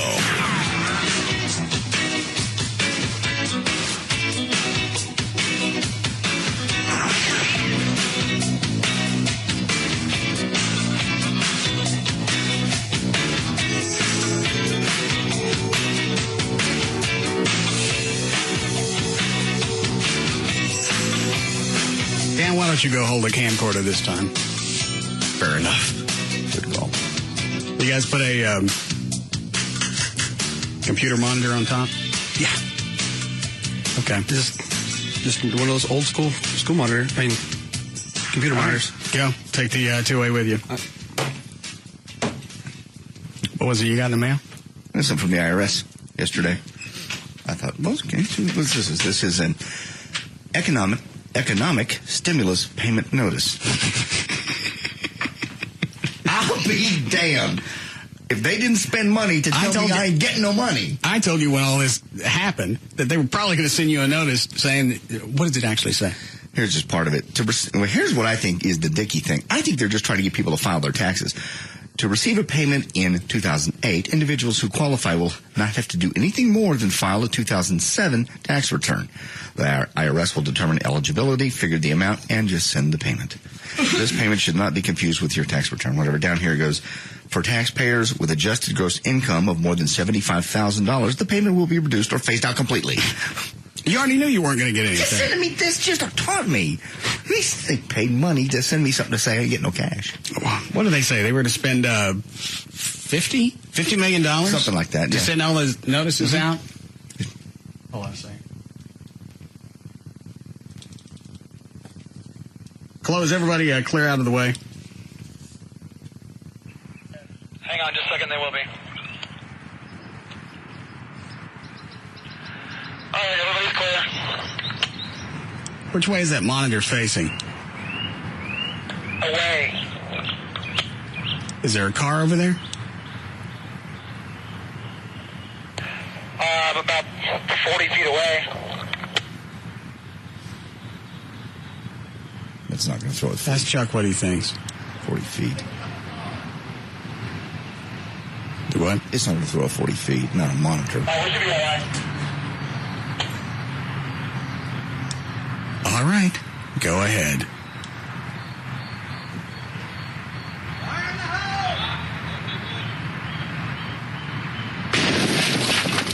I could have been wrong.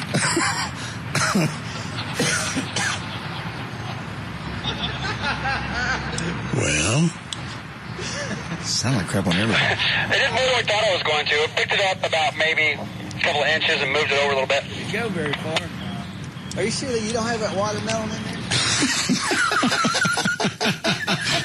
Come back in. Is that Gail? Oh, I missed that. Hi, Gail. Hi there. What do you got? TXA 21. And in Dallas on eastbound I-30 at Griffin downtown, the right lane is blocked. Someone's changing their tire. On northbound 35 past 635, the left lane's blocked by a wreck. There's a backup to at least Manana. Heavy traffic on 635 southbound at La Prada is where the wreck occurred. Several of the cars ended up on the embankment, but traffic is backed up all the way to Abrams in Dallas. And on northbound 35 at Marseilles, they cleared the crash. It's now unwinding from Illinois Avenue.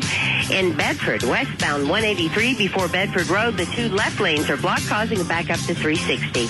I'm Gail Lightfoot on the Russ Martin Show. Thanks, Gail. A little bit cooler tonight than it was last night. 42 for the low, but a week clear. Then upper 70s tomorrow. We're at 73 now. Live 105.3. All right, what happened?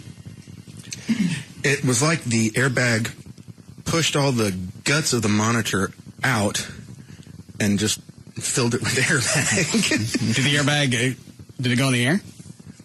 No, it penetrated the back of the monitor.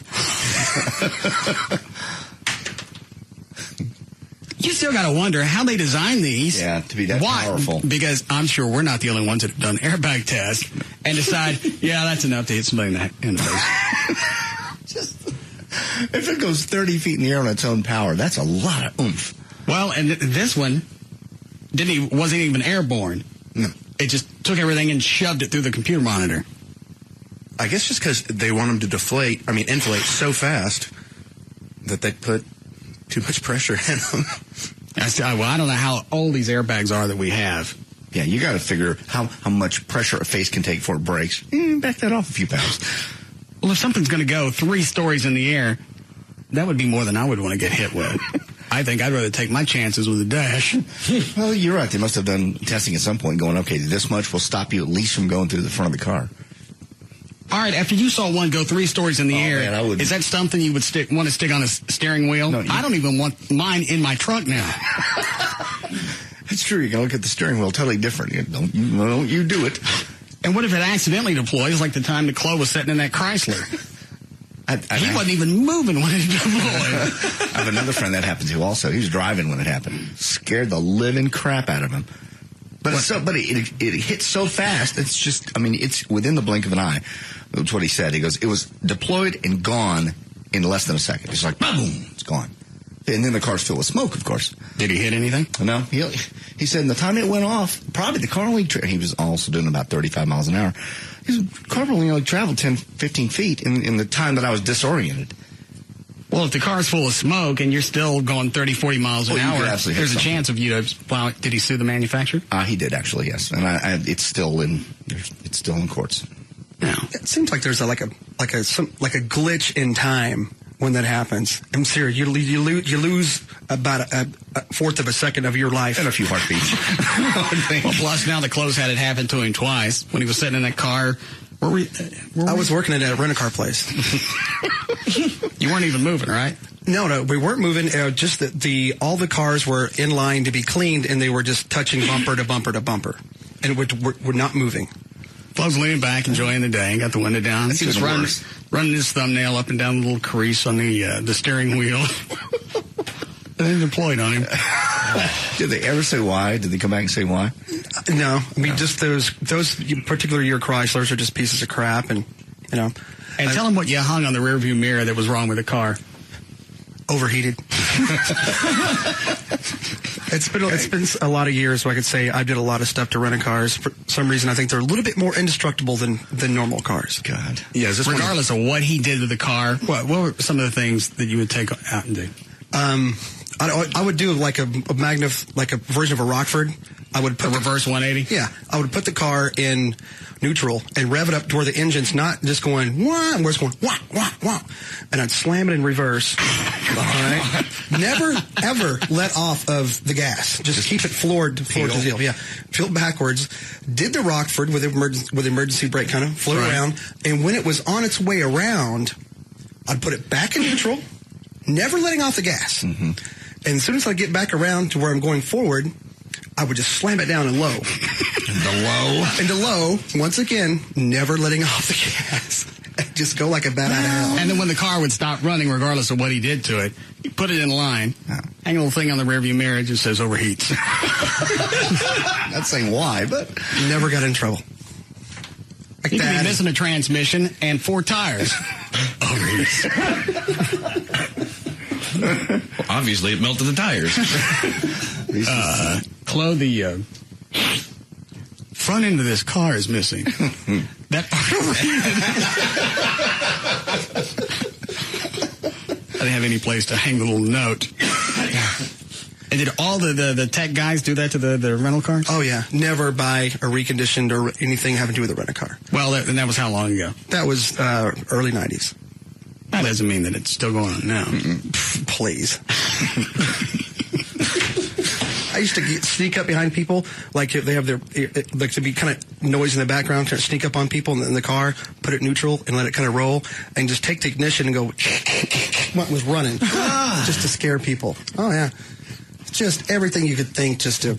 Whose idea was it to come up with hanging on the rearview mirror overheats? Because everybody did that, right? I think it was my supervisor. More damn cars that overheat. And don't have wheels. Or doors. And the roof's gone. How long did it overheat? Seemed like that would cool it. And nobody ever said anything. There was a couple of eyebrows that raised, but for the most part, no. It amazed us. So we had a 15-passenger van going across the parking lot, going about 30 through these really deep potholes. I bounced. I did not have my seatbelt on. I bounced out of the chair into the back seat while the van was still going. And screwed up the front end. The bumper front of it bent up. Just cruised it, put it over in the shop line. With a sign. Over.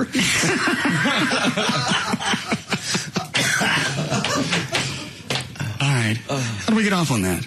We were talking airbags. About airbags. But we do have more. Yeah, we got, I think, another 10 more. And Chuck's, I don't know why, just had this hard-on to blow up a watermelon. Oh, Jesus. All right.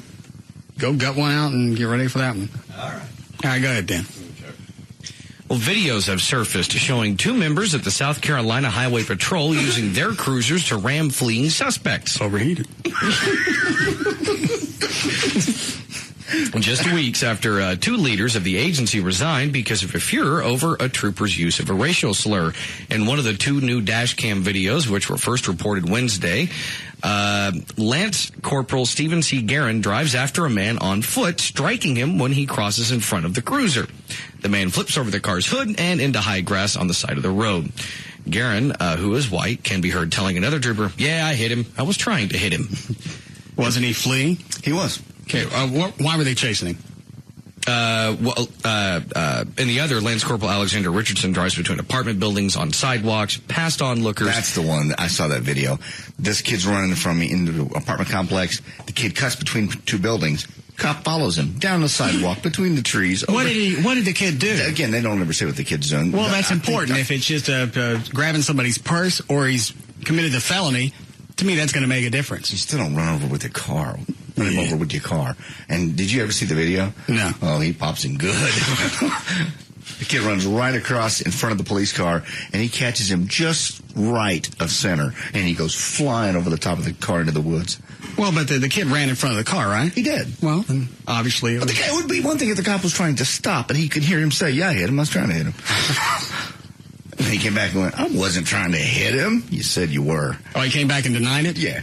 Yeah, at one point, but yeah, and then it came out that he obviously was. Jeffrey Alpert, a University of South Carolina criminal justice professor who consults with police on pursuit policies, said using cars as battering rams shows poor decision-making. Alpert said they're just lazy. Rather than get out of their car or get in a foot chase or tackle someone, they'll just hit them with the car door, with the bumper, and hope that they don't run them over. Nothing like dooring a good suspect. Well, if they can't catch him in the squad car, he's certainly not going to be able to throw it in park and catch him on foot. I believe that's the policy that is you put it in. Well, again, I want to know what the kid did. If he's got some heinous crime that led up to this, I don't care how many times he hit him.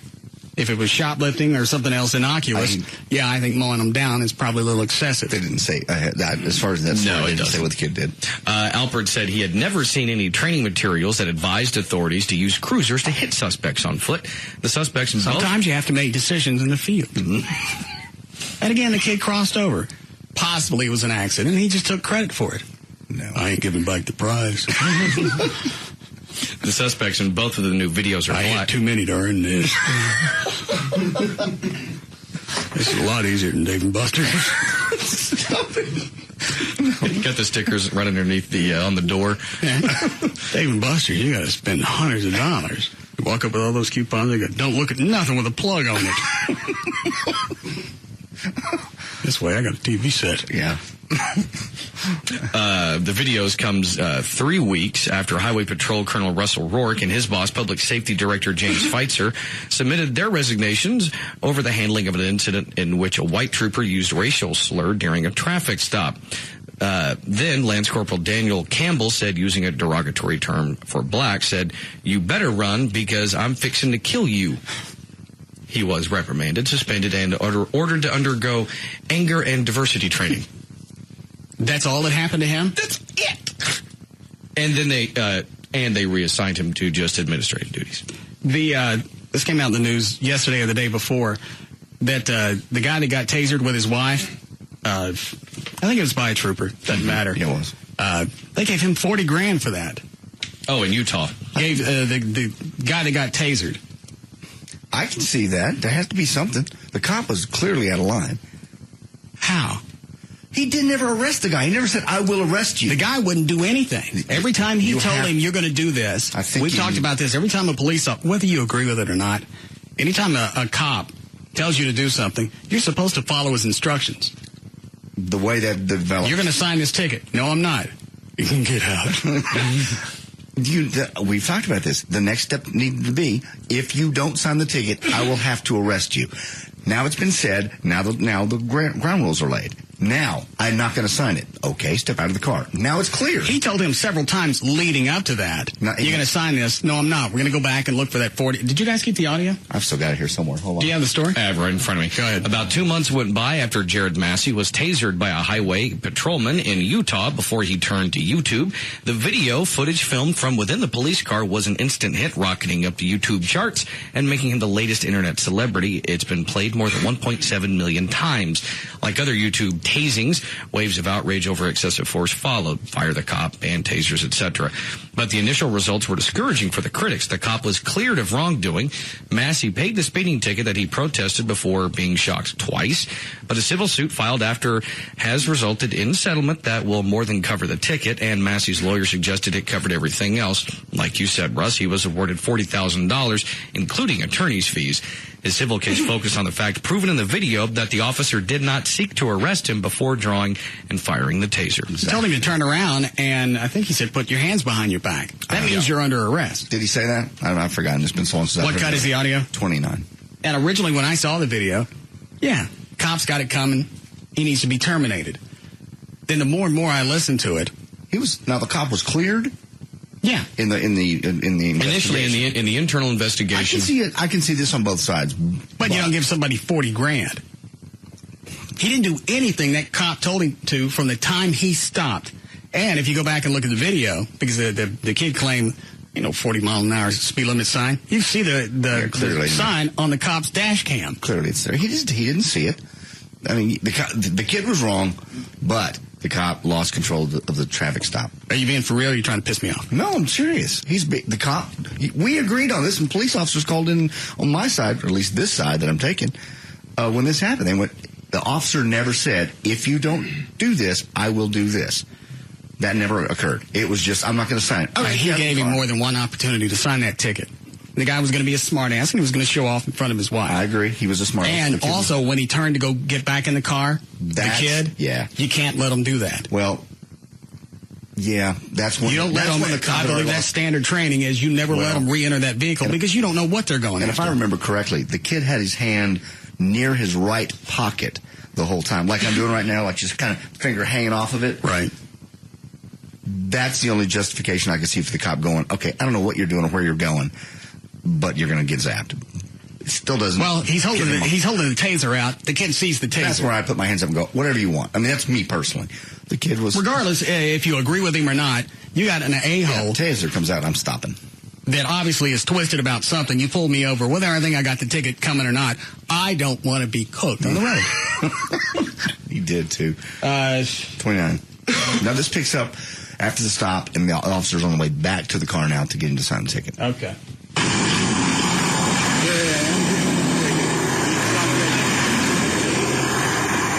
No, you're going to do, if you're giving me a ticket, first of all, you're going to tell me why. And second, he told him why when he stopped him. Yeah, he did. Because the kid started arguing with him initially, because there ain't no sign back there that says 40 miles an hour. Yeah, there is. Well, there was, and the kid was wrong for that. But if you're giving me a ticket, first of all, you're going to tell me why. And second of all, we're going to go look where the 40-mile-an-hour sign is. Well, you're going to sign this first. No, I'm not. I'm not signing anything, officer. Okay, hop out of the car. Okay, there it is. That's the point he made the mistake. Who? The cop.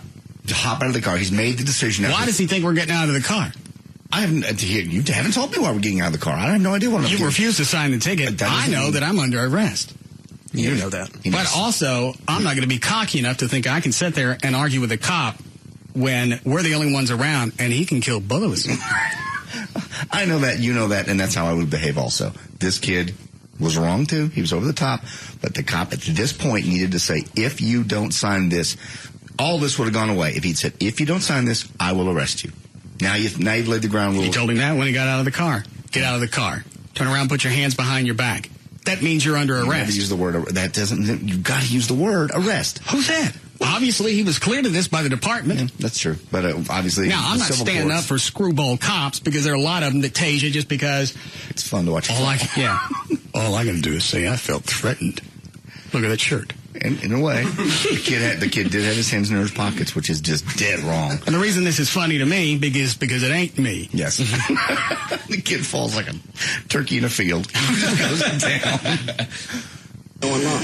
I'm not signing anything. And again, you can already tell this cop's pissed about something.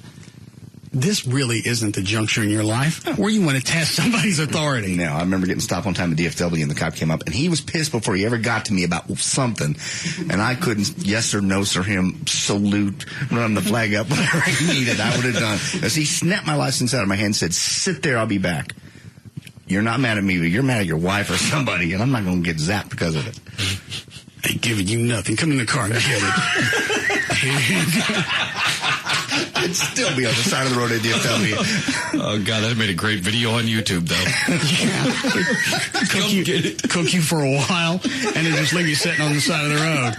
Hey, look at that, honey. Bill of Cats in that car.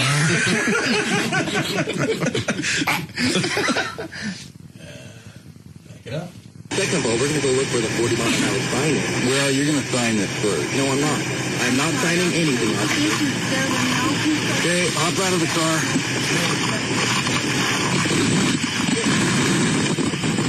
Turn around, put your hands behind your back. No, I'm not. Turn around, put your hands behind your back. See? Now he's refused to turn around and put his hands behind his back. Well, he needed to use the word arrest. I believe that's in probably the code somewhere. You got to say, you are under arrest. Obviously it's not, or they wouldn't have cleared him.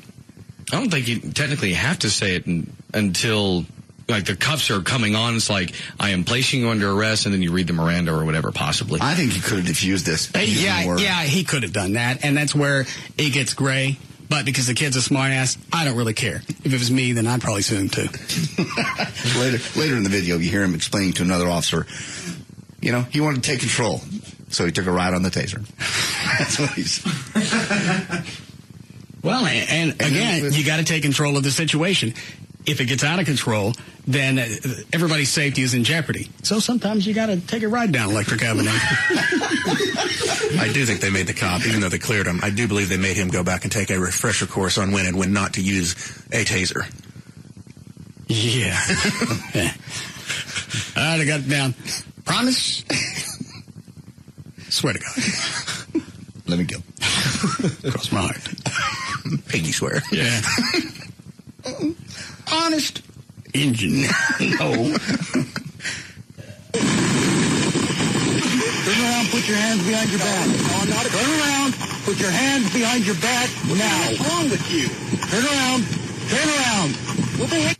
That's 3 warnings. How many should he really get? Well, again, if you say you are under arrest, do not move. He's already told him, turn around, put your hands behind your back. And so far, this kid has done absolutely, I say kid, I think he's in his 20s. Yes. He's followed, short of stopping, he's done absolutely nothing as far as the cop's instructions. He has not followed the officer's instructions. The officer could have been more clear. That's all I'm saying. There was wrong on both sides, no doubt. Or, as you said, the cop would have been cleared. He was cleared. That's what he would not have been cleared if he was completely in the wrong. How are we doing, Chloe? I need a break. around, put your hands behind your back. Turn around, put your hands behind your back now. What's wrong with you? Turn around. Turn around. What the heck's wrong with you? No! Down on the ground. Good! Down on the ground. Where am I going to go? What? Where else am I going to go besides the ground? Turn around. Face down. Face down. Face down. Face down. Put your hands behind your back. Is he done lighting him up? He lit him up. I thought he did it twice. I think it's just that once. I think he's just hitting that one time. I just love it. As the kid is going down, he goes down on the ground.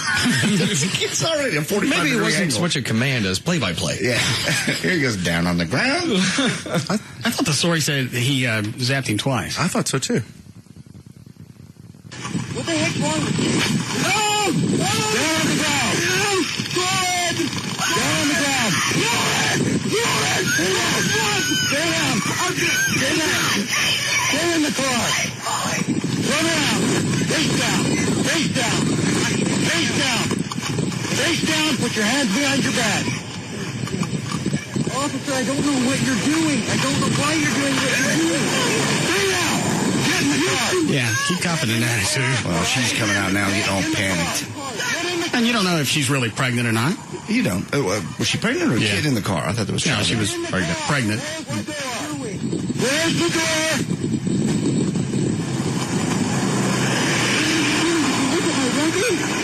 Is that it? Pretty much, yeah. I don't know why you did this. I don't know what you're doing. You didn't follow my orders.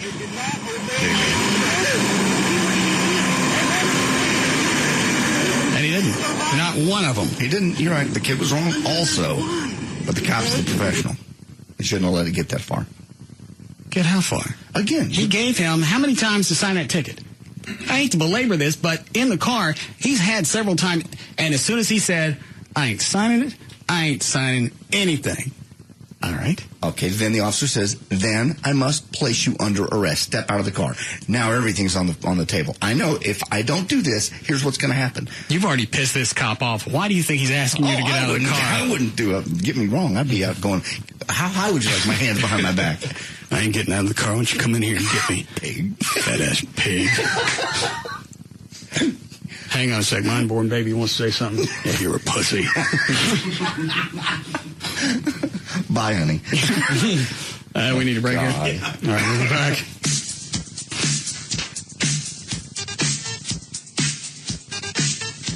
We'll be back to the Russ Martin Show.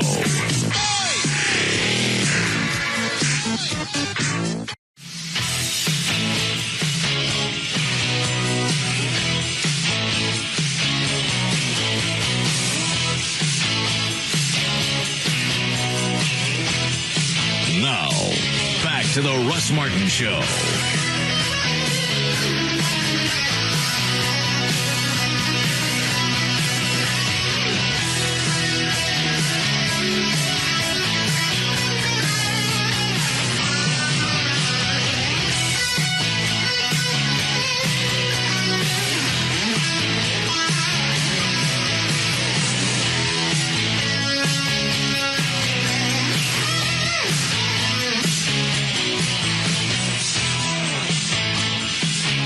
Did he get shoved in the watermelon? Yeah, they got it. That played pretty good, actually. No. All right, hold on. All right, how we doing? We're about 20 seconds away.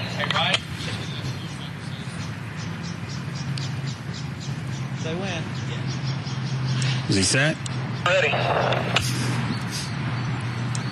All right. Salute the spring. Let her rip. This is going to be messy.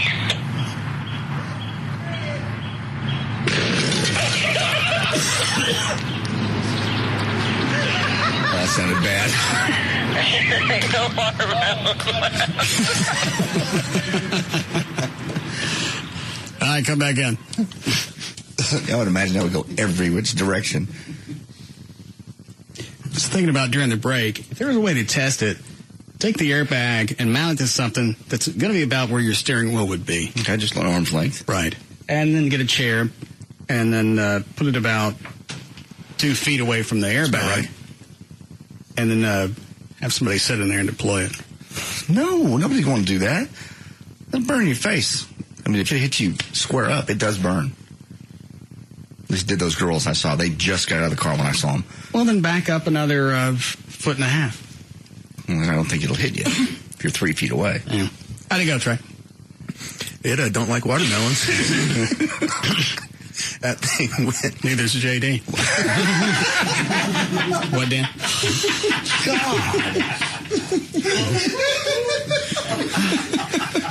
Dan? I'm sorry. Say something, Dan. It was a good line, man. On that time, I put the camera down and I went away from it so as not to get blown up with watermelon juices.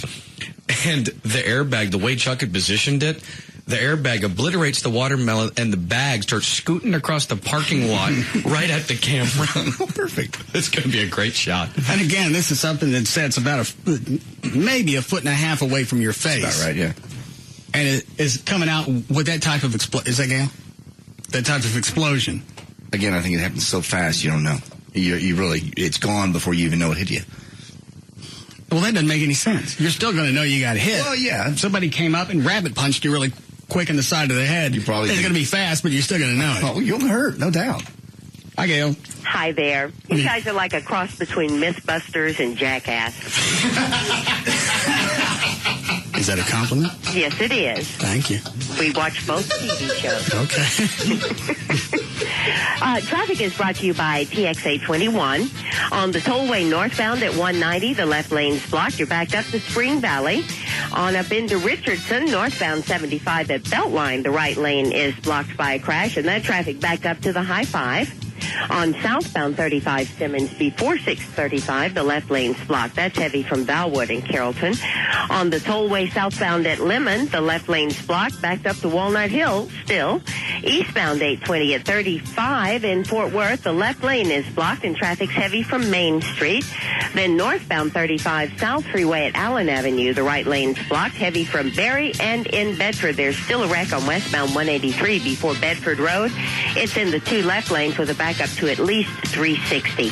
I'm Gail Lightfoot on the Russ Martin Show. Thank you, Gail. A little cooler tonight, but it will be clear. 42 for the overnight low, then 77 tomorrow. It's 73 now at Live 105.3. We blew up the computer monitor. How much of that was left?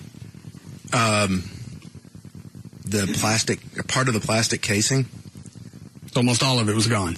It literally, and it shattered the tube? Yeah. I mean, it shoved most of the guts out of the front screen, broke that, and then it was just full of airbag. What else do we have around here to blow up? Yeah. Are we out of stuff? I know we got. I'm sure there's stuff around. We got more melons. Oh, okay. And what? Those are fun. Yeah, but you don't get as much noise out of that. Computer monitor, at least you could tell something blew up or was damaged. Anything glass will be dangerous. Anything, I don't know what we have in metal. I mean, there's always trash cans. Chuck, go look around the building, see what else you can find. All right. Dan, you want to finish, Nate? Sure. All right. 5:53, Dan O'Malley's here with news. Oh, thank you, Russ. Is that the two-way? Gavin, is that you? Yeah, I got your audio. From? White trash party.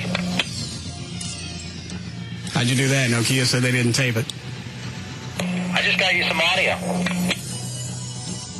Where is it? I put it, should be right there in front of you. I don't see it.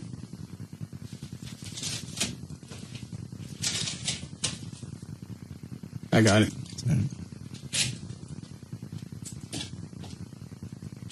The video that I looked at, because they gave me 2 DV tapes, it's got dick on there for sound. Nothing. You said you wanted the video. Oh, please. Well, they're right. Gavin, they asked Gavin before the white trash party. If it's got 2 boxes you can check, and he checked audio or video, not audio. Well, let's see what he's got.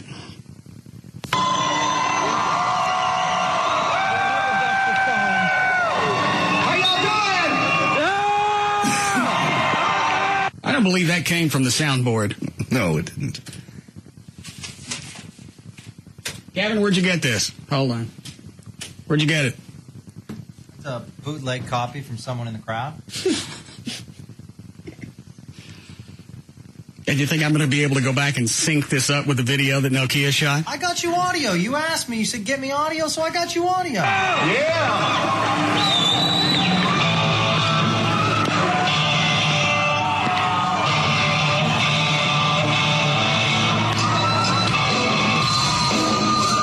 What's the matter, John? I don't remember which version of this he sang. Find out.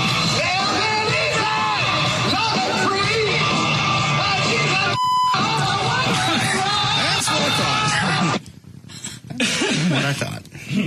Did they bleep that out online, Gavin? No. I listened to it and bleeped it.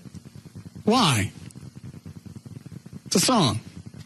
You don't believe it when AC/DC does it. Well, this one was more obvious. Yeah, I remember it was pretty clear. Yeah, because I remember the crowd reacted to it. Some cheered, and I think the others were gasping. Yeah.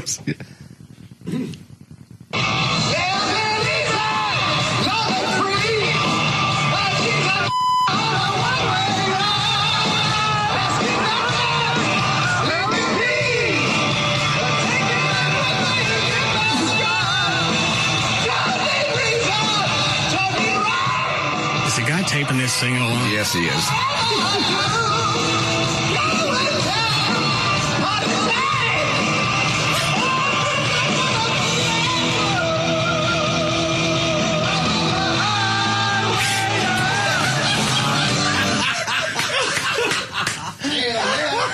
I think I like this audio better.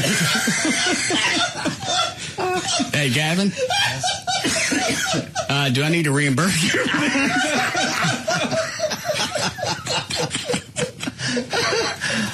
The guy singing along makes it perfect.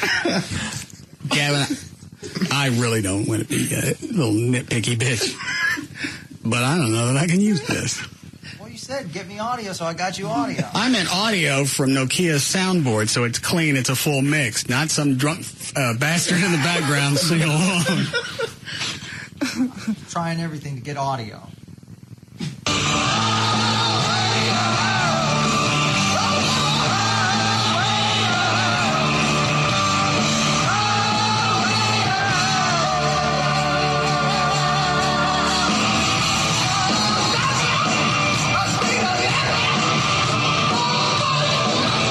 At least he stopped singing during the verse. Right.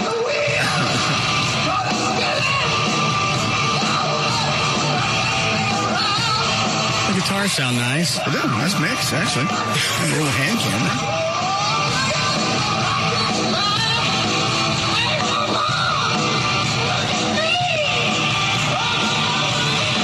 You want to hear the chorus again? I do. Here we go.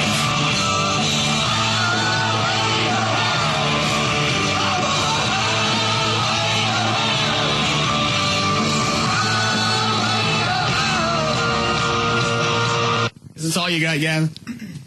Yeah, I also included a cut from Stacy. You get to hear the horns. Yeah, I got to hear Stacy.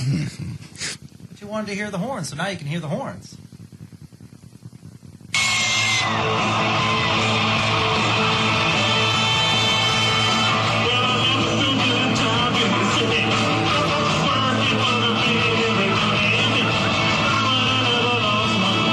I don't think he's singing in the same key. Not at all. He's got talk in it.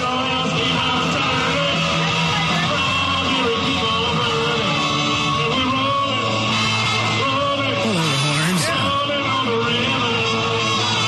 Well, I guess Gavin's off the hook. Yeah, that sounds good.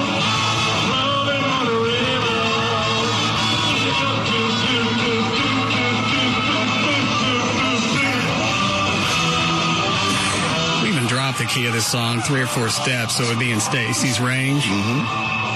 He failed. Yeah. Bad.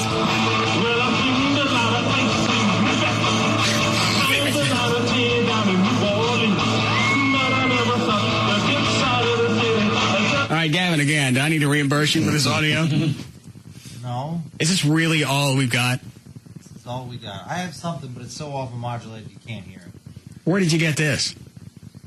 I got that off of YouTube. All right, 2 questions. How did our concert get on YouTube, and how come they got audio and I don't?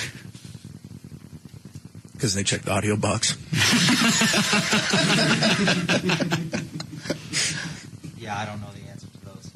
And Nokia's gone back and checked, and nobody accidentally recorded the sound. Yes. That's correct. I double-checked. And we can't go back and do like a mini concert and record it. That is correct. Okay.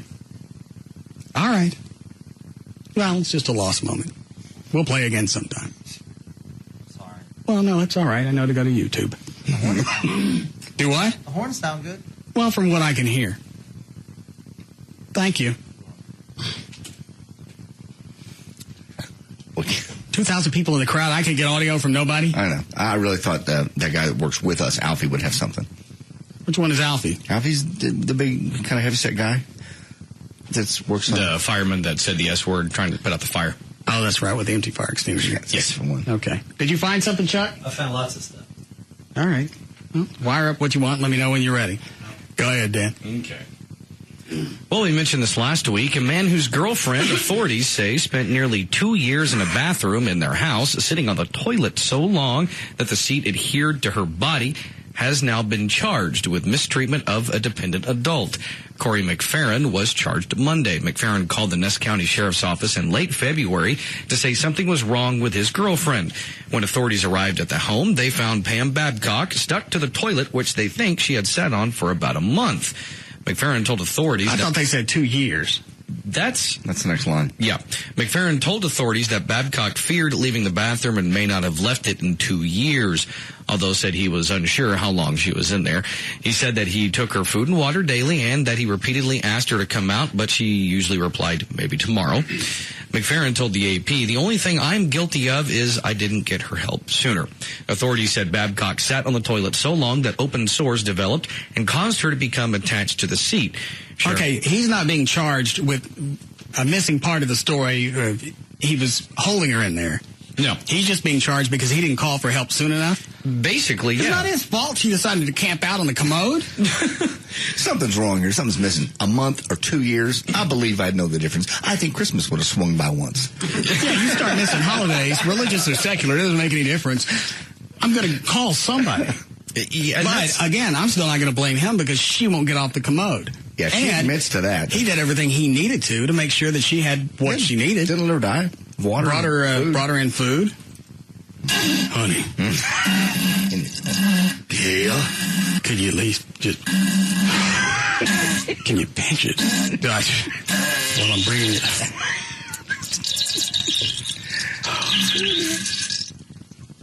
You ready for your pitas? Oh. Could you cut a brother a break?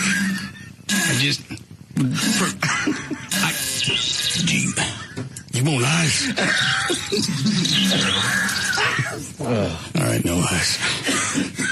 Stop it. According to him, he fed her for 2 years. Yeah, that's what he said. And you're going to charge him with what? If it hadn't been for her or him, she'd have died. Yeah, but they're still charging him with mistreatment of a dependent adult. The Ness County attorney, Craig Crosswhite, said the mistreatment charge most closely fit the situation. He said, I looked at all the statutes and spoke to the Attorney General's office. This was a very unusual set of circumstances, and this is the law that most closely applied to this situation. Sounds like he would get off on that. All she has to say is, I didn't want to come out. Now she turns around and says, I was held. Well, that's where I thought this story was going, is he's been charged with this because now we find out that she was held in the bathroom and she had no way of getting out. And the other thing that I still haven't heard, and it's not in this and it wasn't in previous stories, was, they say he's being charged mistreatment of a dependent adult.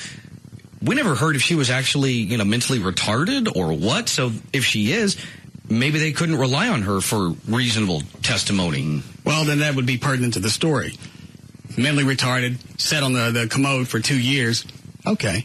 If he's responsible for her well-being, I got that. But if she just decides she's going to camp out... The pot pie's almost done. Do you want the one with the top and the bottom crust? Do you want the TV tray? Roy Clark or no? I know Roy Clark.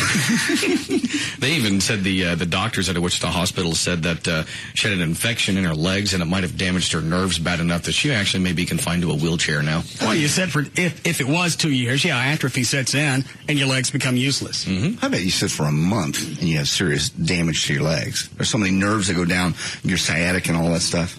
I get crampy when I sit in my chair at home for an hour. Yeah.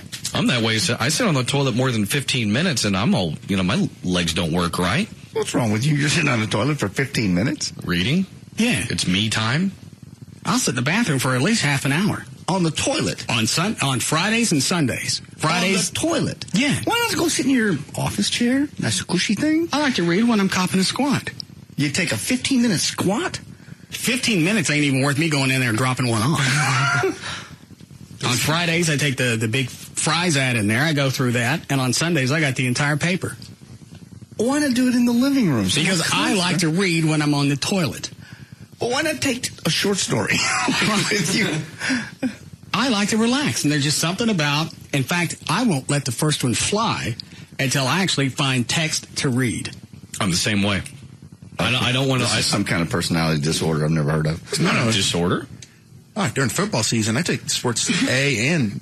We're 15 to 20 minutes on a toilet. Whatever it takes me to get to the sports section. If you're going to read, just go sit on a comfy chair. Because it's a ritual. Yeah. Plus, sometimes you never know it. Because I've seen people go to the bathroom and they're out inside of 2 or 3 minutes. Oh, I take 60 seconds. See, to me, I would think, you're not done. You're going to end up going back in there in probably half an hour anyway. Then I'll go back in there in a half hour. Well, then obviously you're missing the moment. What is the moment? I don't know. Guessing. And I've said before, I think when you go to take a grunt, your brain, something releases endorphins or something in your brain that makes you want to read. Because that's the only time during the day that I got to read something. And I won't let the first one come out until I've actually started reading at least one sentence. I'm not waiting. I won't grunt the pictures. I won't grunt the ads unless it's fries. I see. Yes, I usually go in with a magazine and I wait until I find something that I want to read for the next at least 10 minutes. That's when everything can start to happen. Right. I don't care how bad I got to go. I ain't got me a nice story in front. I ain't going. You're going to just... My bowels can wait. Wow. I'm obviously in the minority here. Trey? You said it, yeah. Chloe? I'm most likely with JD. I've been trying your way, and it's not working out for me. I've been trying to, because I'll wait just like that, just wait for a story, and then as soon as that's done, I'm like, I ain't got no more coming. It's not going to come for a while. I'll sit for the 15 minutes just to try, but no. If I sit there long enough, I can work up another one. All right. I'm just in and out, done. On to do something else. That's too chickish. No, it's not. It's just, who wants to sit there in their stink? You don't realize the stench because you were in there when it started. Then you realize Now, if you leave and you come back, for whatever reason, now it's an alien stench and you can't breathe it. You're right. It's become foreign because you've had time away from it. You go back and you no longer claim any type of proprietary odor. I did not know there were so specific rules about sitting in your own stench. How long you been 51 years. I sometimes admire it. Like, wow. Yeah. When you're in there. Not when you come back. Oh, no. I don't want to go back. Especially if I've been in there for half an hour. That I can see. Okay. Freaks. Go ahead, Dan. Okay. Well, the 2 off-duty Dallas police officers who allegedly terrorized Steve Holy, is it Holy or Hawley? Hawley. Back in December, have been indicted on felony charges and could spend up to 20 years in prison. Paul Lockridge was indicted on a felony charge of aggravated assault with a deadly weapon, while Randy Anderson was indicted on felony charges of aggravated assault with a deadly weapon and kidnapping. Lockridge and Anderson, who have since been fired, were originally charged with deadly conduct, which is a Class A misdemeanor. Prosecutors added the felony charges after reviewing all the evidence against them. Whatever evidence was there? There was a 911 call. And now it becomes a he said scenario. I guess how many people were in the house? 4? Yeah, I think so, yeah. Well, I guess, I think the sober pregnant wife may have been the deciding factor? Yeah. Do you guys keep that audio? Yeah, we should have that. Yeah, we did. The story came out the day before yesterday. And actually, the original audio that we played on the air before, Trey started playing, listening to it, there were a ton of F-bombs in the background. He has since bleeped out. But did we miss that the first time we played it? Apparently, because we played the raw video, there was a couple that we bleeped out the first time that were Steve talking into the mic. But there's people in the background dropping the F-bomb every 20 seconds that Trey found. Oh, all right. Next call received at 5:32 a.m., position 246. Dallas 911, Richmond, may I help you? I have a problem with Randy Anderson. Okay, who are you talking about? So I don't know this person. Is it your neighbor or? No, he's a Dallas police officer. Oh, you needing to make a complaint? Is that absolutely. Okay, do you know what station he works in or? I think he's number 5. More important. I counted all of them. What was the note you just handed me, Trey? I cut it into 2 tracks because the phone disconnects at one point. Track 2 is more of the meat of it. Ah, okay. Number 5. Sir? Yes. Okay, what is your name? I'm going to Steve Holy. Back to your house. Are you kidding me? Are they not on their way? Yes. What they do? What he? I forget. Who is this Steve Holy guy? Is he the one? Is he a musician too? Yeah, he's a recording artist, which he tells her 6 or 10 times. She finally ends up going, that has nothing to do with what we're talking about. That's right. I remember that. He do what? Put a gun in my head, hand me down, and I get sucked out. Okay, you're not the one I was just talking to? Yes, ma'am. Okay. Yes, ma'am. Steve Holy. The recording artist. Don't hang up, sir.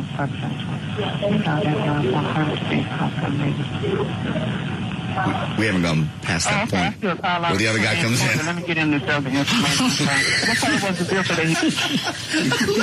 I think I laugh every time I think about that. What was he... well, he said he was going to kill him. Yeah, maybe. The Steve Holy guy. Yeah. Who was that guy? Yeah. No, you get out of here. I'm amazed. As drunk as he sounds, he was able to, first of all, realize what he said and then recover. He left in.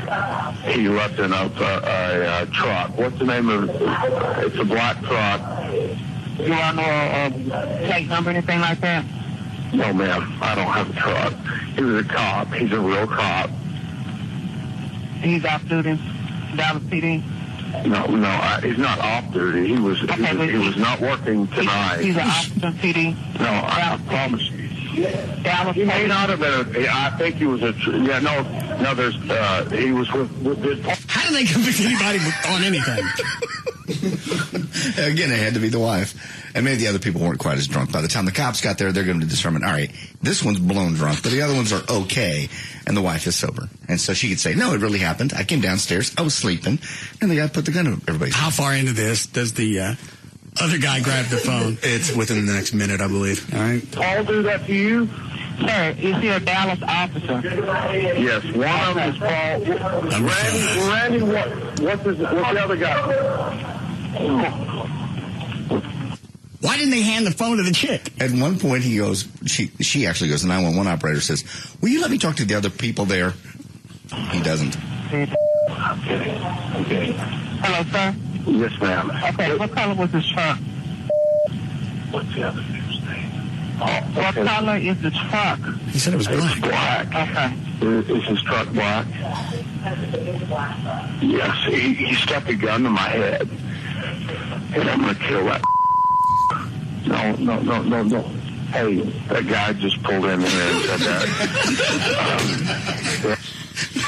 Just pulling her off the street. So we'll drive by. Sell him ice cream and he'll kill him. Yes. Made you come in here. Took the phone. They just don't like cops. Yes, he stuck a gun to my head. And I'm going to kill that. No. Hey, that guy just pulled in here and said that.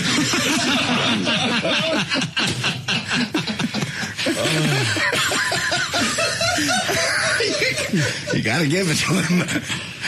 That's the best you can do at that point. I wonder if they used any of this audio during the trial. Oh, you know the other attorneys did. Oh, the defense? Yeah, you got the head to have. Yes, he stuck a gun to my head. and I'm going to kill that. No. Hey, that guy just pulled in here and said that. Get out of here. Get out of here. Yeah. Shoo. What was he in? You what? Where was he in if he pulled in? Spaceship. These aliens. They just took that his tentacle. Come on. That's what it sounded like me. That's what aliens do. He said, I hate cops. Yes, he stuck a gun to my head, and I'm going to kill that. No. Hey, that guy just pulled in here and said that. Get out of here. That other guy left. That guy's gone, hey, you want me to hold him for you? Well, the guy pulled a gun to my head. He was so upset. I mean, I'm not kidding you. These are real. The guy that he was with. Okay, I understand that, sir. The guy that he was with. Do you know his name, or was he in a separate vehicle? There's a Paul and a Randy. Paul and Randy. Okay, I have Randy. But was Paul with Randy, or was Paul outside the separate vehicle? No, ma'am. Well, actually, they were in the same car, but when Paul left and picked up Randy. Okay, so did they leave? No, ma'am. Randy was in the truck, pickup truck, leaving my house. I don't know how she maintained any semblance of composure. She never loses it. She gets a little agitated a couple times. She never loses it. At a certain point, I was saying, listen, you get on my nerves. I'm going to call those two guys. I'm going to send them back. You want to stick somebody sober on the phone? Or you want Randy back? Up to you. You got to give it to her. This whole conversation was 10 minutes, and she never once even raises her voice. She does chastise him a couple times. Well, we haven't come to that part where over and over, I'm a recording artist. Sir. I got it. I'll buy you a damn album if you'll just tell me the rest of the story. Agree. And they're on probably, either Mockingbird. We need a break. Okay, I'm trying to find out was Paul in the truck with him. Yeah, they put a gun up to our head. Okay, you told me that at least 5 or 6 times. I have that. I understand that. I'm trying to find out about the execution style.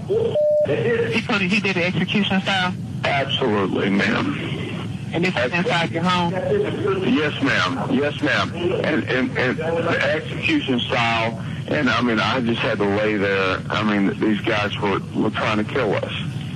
And we bowed down. They made you bow down? Yes, ma'am. Oh, and they are cops. Based on who's the other? No, hold on. No. Okay, sir. Hello? Yes, ma'am. Okay, yes, what about the Paul Anderson? Is he a Dallas officer too? Who, Paul, who? This doesn't really go anywhere else, does it? It just kind of rambles from there. The best part is when the other guy comes in and says, I'm going to kill him. All right, break here. Yeah. All right, we'll be back.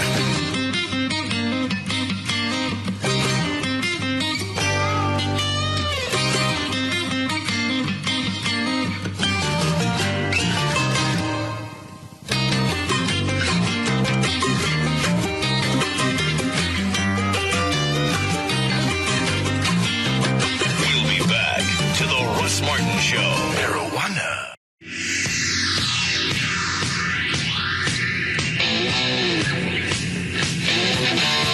Now, back to the Russ Martin Show.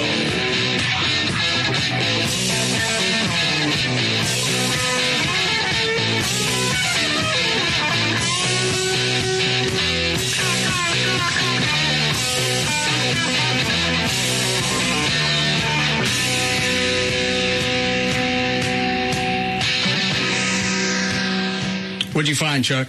Got a bucket with an airbag and a pile of goodies inside it. Food goodies. What kind of goodies? Food goodies. What kind of food?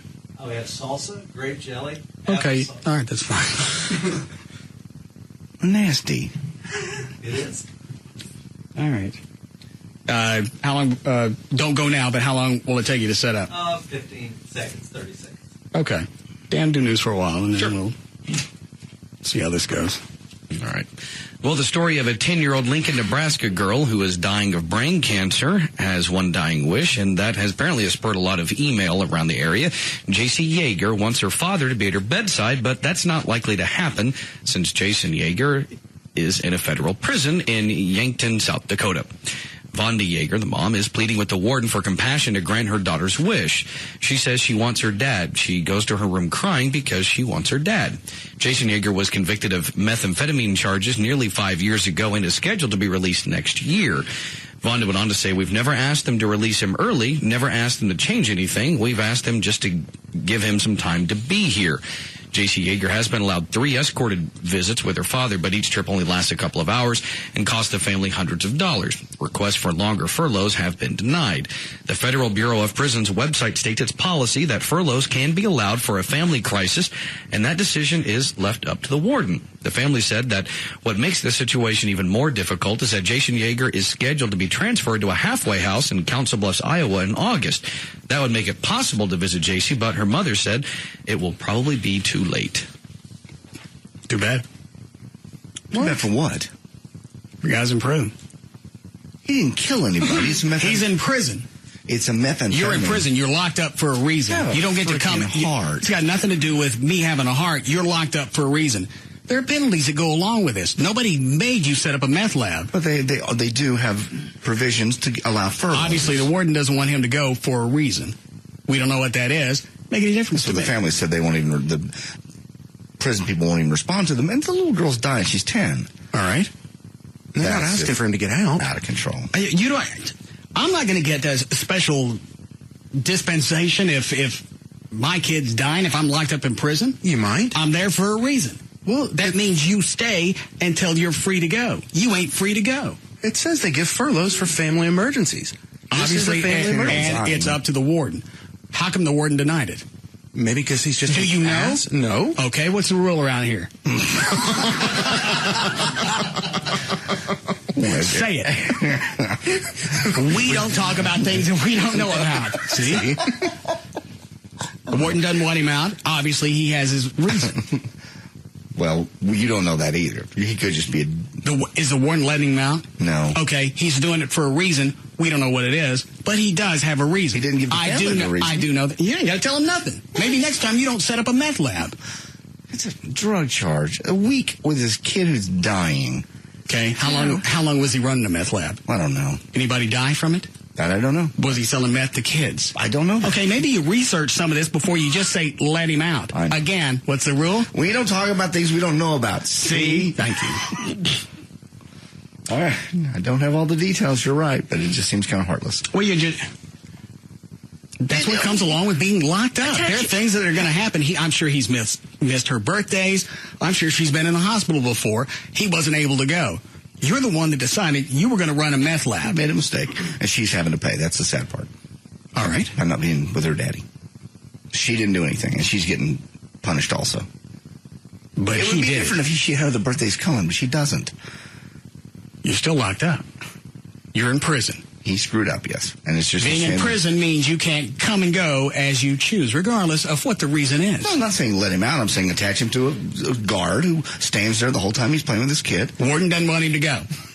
Warden obviously has his reason. We don't know what it is. No, we don't. I don't have time to keep covering this edict. We don't cover things that we don't know about. I understand. It's a drug charge.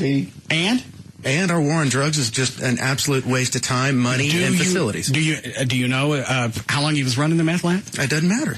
Do you know what kind of violence goes along with meth labs? You want to go to different parts of South Dallas and find out? No. Okay. You don't do the research, then we ain't letting him out. Again, wasting time and money. You don't know that. You don't know what's associated with the meth charges. You're right. Thank you. But it could be just running a plain old meth lab, didn't kill anybody. Obviously it's not, because the warden ain't letting him out. How long's he been locked up for? Just over 5 years. That's a long time just to be running a meth lab. Sounds like he was up to something else. I don't know what it is, which is why I'm not speculating. Well, it's because our stupid drug charges, you have mandatory sentences that they have to give, and so this may have been, he had to give it even though it wasn't that serious. All right, how long should you be locked up for running a meth lab? Depends what their extenuating circumstances. All right. It depends on what else happened. Right. Do you know what happened? Zip it. Go ahead, Dan. Okie dokie. You want to be the one that sits in front of the airbag outside? Oh, God. Then I would TikTok. Dan? Sits in front of the airbag. Yeah. We were talking about putting the airbag in front of somebody and letting it go off. Oh, I'm sorry. We were coming inside from the previous deployment. Yeah. Where are you going to stick it? I was thinking about maybe just secure it to the side of the dumpster, put it about as high as a steering wheel would be, and stick somebody in a chair right in front of it. A chair with wheels. Oh, yeah. Preferably squeaky wheels. And then you can see actually how a person reacts to it. They just go rolling backwards. But we'll try that after the Salsa Fest. Okay. And real quick, if you did it that way, like I heard JD saying something about, well, the burns in the face, you can position it however you want to, so you can actually have it where it shoots out and just hits him in the chest. You don't have to worry about it as much, like breaking a nose or tooth or something. Can we get a show football helmet just for stuff like this? Thought we had one. No. We had that Webster grill top. The Weber grill. Yeah, what happened to the Weber grill top? I don't know. Saw too much action, I guess. They're retiring. You had crashed. The one safety piece of equipment we had, we threw it away. Don't laugh, Chuck. That's real. Who was it that wore it last? I think it was Chloe. Did you have to wear it? No, it was gone before I came. Oh. All right. It's probably me. Why?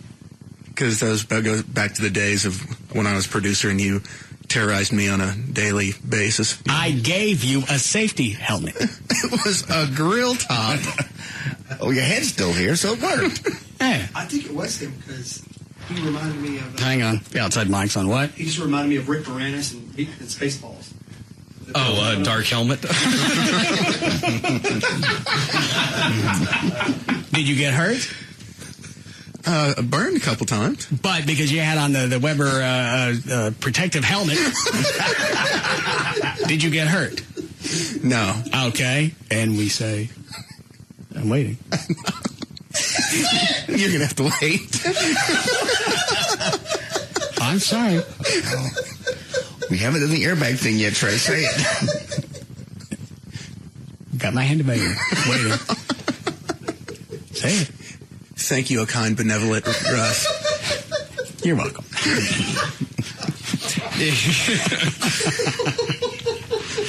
Go ahead. All right. If you don't remember the recent story about Oklahoma State Representative Sally Kern, well, she was the lady that said homosexuality is the biggest threat our nation has, even more so than terrorism or Islam. She was inundated with over 5,000 emails from people who were angry with her bigoted comment, but she refuses to apologize, saying, I said nothing that was not true. Well, right after Sally went on her anti-gay tirade, rumors started coming out about her own son, Jesse, who's gay. When Jesse attended... Hey, back up for a second. She got all these complaints because of a comment she made. Yes. Nothing to Reverend Wright or Reverend Manning. No. Still as damning as these comments. No, because they're guys that are in the pulpit. And both of them go, I'm in the book. I'm in Bible country. Bible country. This is out of the scripture. And had he thrown out, either one of them thrown out anything about gays, you're still going to protect yourself with biblical prophecy. Exactly. I'm protected. This is the shield of the pulpit. A man should not lie with another man. Unless it's a good reason. Oh, you got you on a nice Weber grill helmet. But she goes, how many emails? Over 5,000. Right. Now, granted, we haven't heard anything yet as far as any stories coming out as far as any backlash with Reverend Wright, but...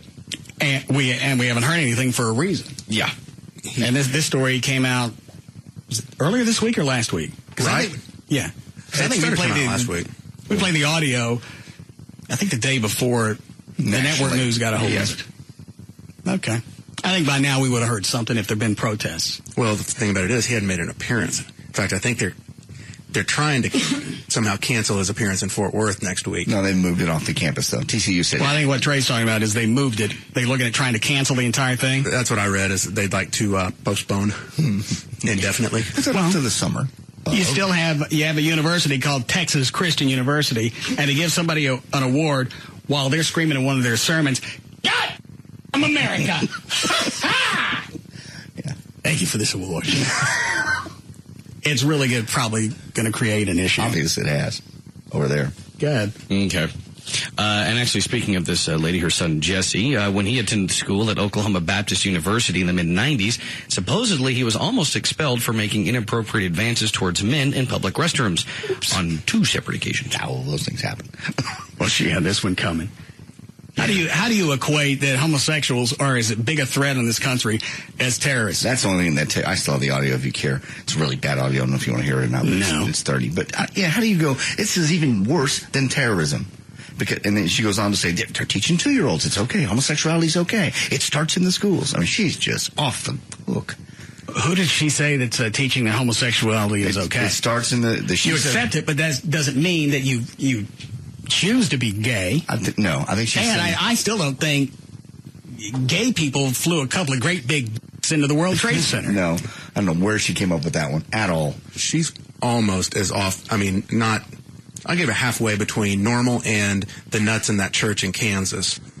Westboro Baptist. Westboro Baptist. The ones that protest the military funerals? Yeah.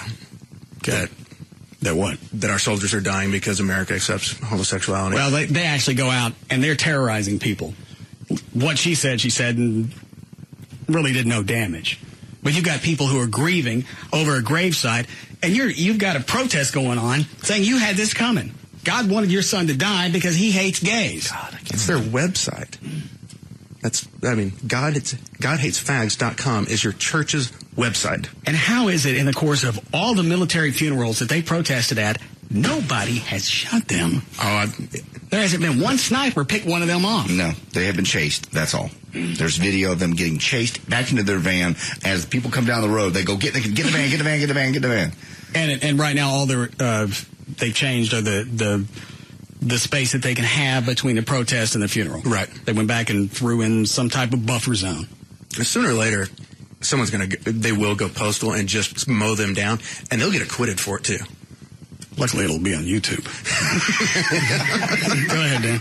The Justice Department has been called to intervene in the Houston Livestock Show and Rodeo's Go Tejano Day controversy. The Houston chapter of the American GI Forum brought it to the attention of federal officials. Complaints began after artists who were not considered Tejano were scheduled to perform. Some Hispanic leaders said the rodeo has not done enough to include Hispanics, including providing scholarships. We have only a Tejano Day and a Black Day. If you look at the population, it's large numbers of minorities. This according to Johnny Mata of the League of United Latin American Citizens. Despite calls for a boycott, Go Tejano Day broke an attendance record on Sunday with over 71,000 people. Rodeo officials said Go Tejano Day is not about one music genre, but about celebrating Hispanic culture and heritage. All right, I missed part of this story. Some artists that were scheduled to perform because they weren't Hispanic can't perform? They did. They went in and performed, but none of those people complaining about it. Yeah, complaints began after artists. So I have to be Hispanic to celebrate the Hispanic culture. That's what they're saying. If you're going to be there that day, you need to be Tejano. Yeah, and they're going to waste the time of our Justice Department to look into this matter. What's to look into? I guess they're alleging maybe some sort of civil rights issue that Tejano Day should strictly be for Tejanos, and that to have anything else is you're infringing on their rights. It would be just the opposite. If you have a Tejano Day and you keep me from playing because I'm not Hispanic, then possibly I've got some civil action. But they let anybody play. Yeah, and they had 71,000 people come and celebrate, but there's a few that obviously it's not enough. What's not enough? It's not enough that they have. You open it up. It's all right. It's like the white trash party. Obviously, it's not just for white trash because trash, luckily, comes in every color. Yes, it does. So it's a celebration of just people in general, and that's what this was. Should be. It's supposed to be. But now we're going to work the court system into it because you had a few people who weren't Hispanic play. Singing. What are the damages? None. Well, obviously, there's some type of damages. Otherwise, the courts wouldn't be looking into this. What they're saying is this is our day. Should only be our people. Was it some type of misrepresentation? No. Hey, there weren't Mexicans up there? I'm sure there were quite a few Mexicans up there. But again, there were some, I guess, Anglo bands or whatever. All right. How are we doing, Chloe? Break it a minute.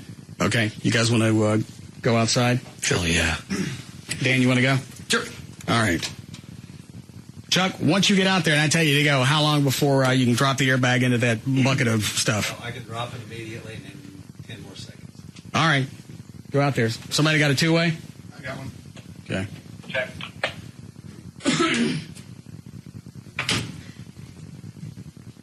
Make sure the mic's on. Are there any cars out there? Crap, one has parked. Parked right next to it? Whoops. Yeah, Big Dick parked there. We're going to get him to move. Okay, Gavin, you want to get your boy out of my parking lot? Yeah, we're on the air. I don't have 10, 15 minutes to wait for this car to get moved.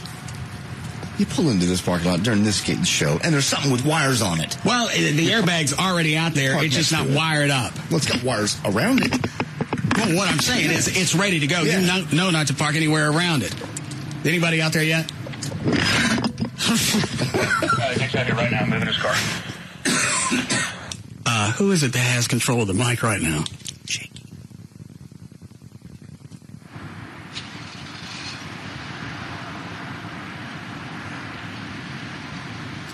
All right, how much more time does Chuck need?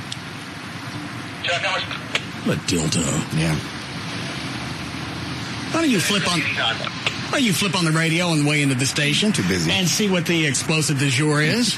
Because, with us, it's going to be what? Shut up! You know that there's going to be one. Yes, you would think. All right. How much time do you need? Hey, he's just dropped the airbag in the bucket of crap. Bucket of crap. All right. Anytime.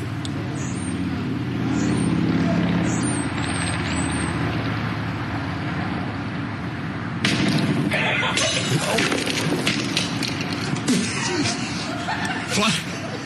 That has several splats. What happened?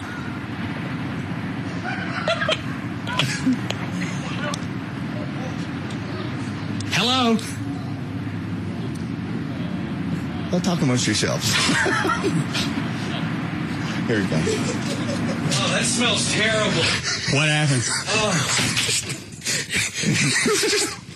It looked like a volcano of salsa.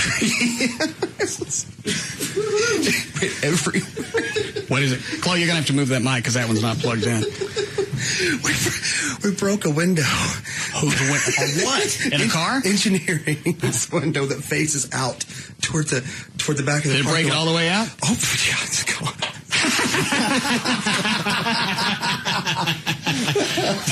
Did it really? Yes. Oh, Jesus. You could hear several different... I wasn't really paying attention to all of it. I was just waiting for the airbag. No, there are 4 or 5 different flops.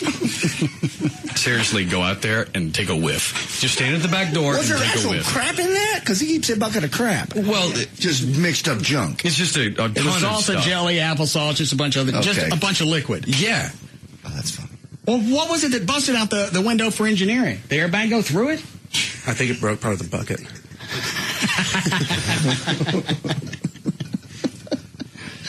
What are you waving your arms about, Gavin? That's enough. Oh. What? Because we're not here to break windows. I am. Well, I'm not. I'll pay for it. Anytime I've busted anything in the past, I always paid for it. We blew up your office. You got a new desk. But you don't have to sit in people's offices for 2 hours and explain this stuff. What's to explain? We blew off an airbag and busted out a window. Yeah, exactly. And I'll pay for it. I'll tell you what. When you're sitting at their desk, print out a copy of the Arbitrons and throw it in their push. That's how you work. That's not how the station works. What are you laughing at, Trey? What would they rather have... Hold on a second. I want to know why Trey's blowing snoogers. Because one of them looks solid. Yeah. What's the matter? How the station works versus how you work. Oh, yeah. Yeah, why don't you pull the ratings for the rest of the station, and maybe you might want to consider more airbags throughout the day. Maybe bust out windows during Jagger's show and Pugs and Kelly. No. Do it every 15 minutes, quarter-hour maintenance. That'd do it. I'll pay. How big is the window? Oh, it's one of those new windows, too. The brand new ones. What do those cost? $200? I don't know. I'll pay for it. In fact, I could probably have it fixed before somebody gets here tomorrow. Is that okay? Yes, please. All right. I didn't realize that you wouldn't stand up for me. It's not a question of standing up. It's a question of... Nobody has any problems when the ratings come in, and all of it's a direct result of the idiocy that goes on between 3 and 7. They dig that. Well, sometimes you got to break a few windows to make an omelet. We break it. All right. We'll be back.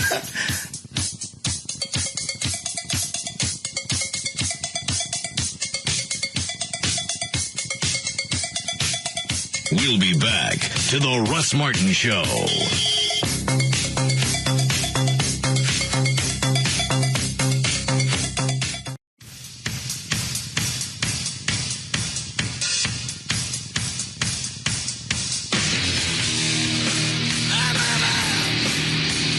Now, back to the Russ Martin Show.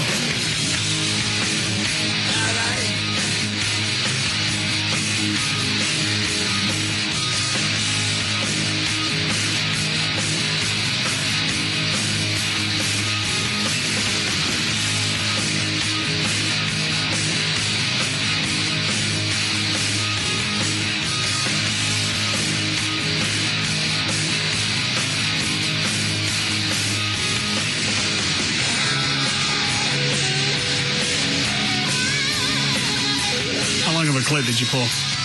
It's about 30 seconds. How much time do you need? Hey, he's just dropped the airbag in the bucket of crap. Bucket of crap. All right. Anytime.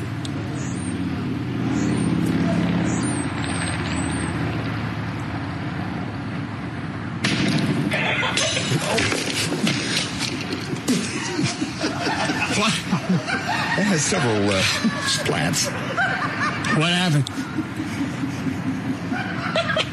Did you guys not see the window get busted? We heard. No, because, at least Trey and I didn't, because since we were tucked in behind the back door and the back door was open, it blocked our view to that side of the building. Because we didn't want to get hit with any of that mess that was in the bucket. How big of a splatter zone did it make? Oh, it was huge. I'd say 40 feet every direction.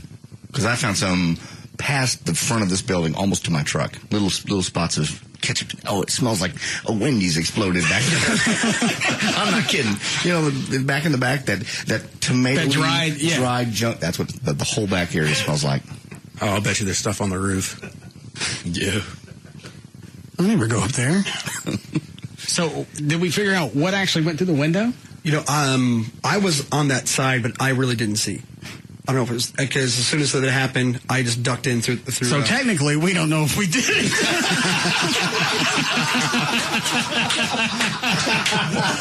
No, we don't. And Gavin owes you an apology for accusing you.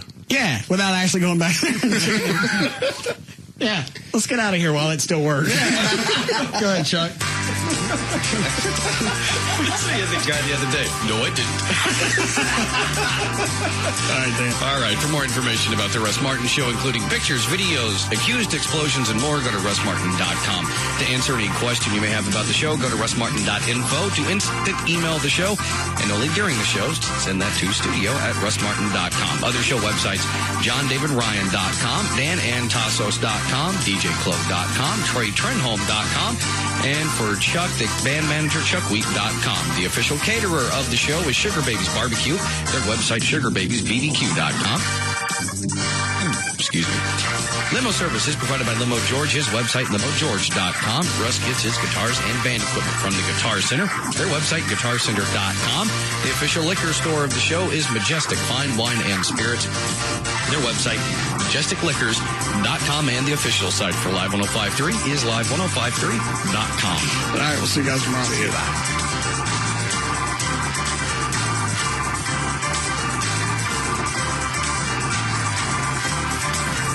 You can now listen to The Russ Martin Show anytime you want on the web at russmartin.info.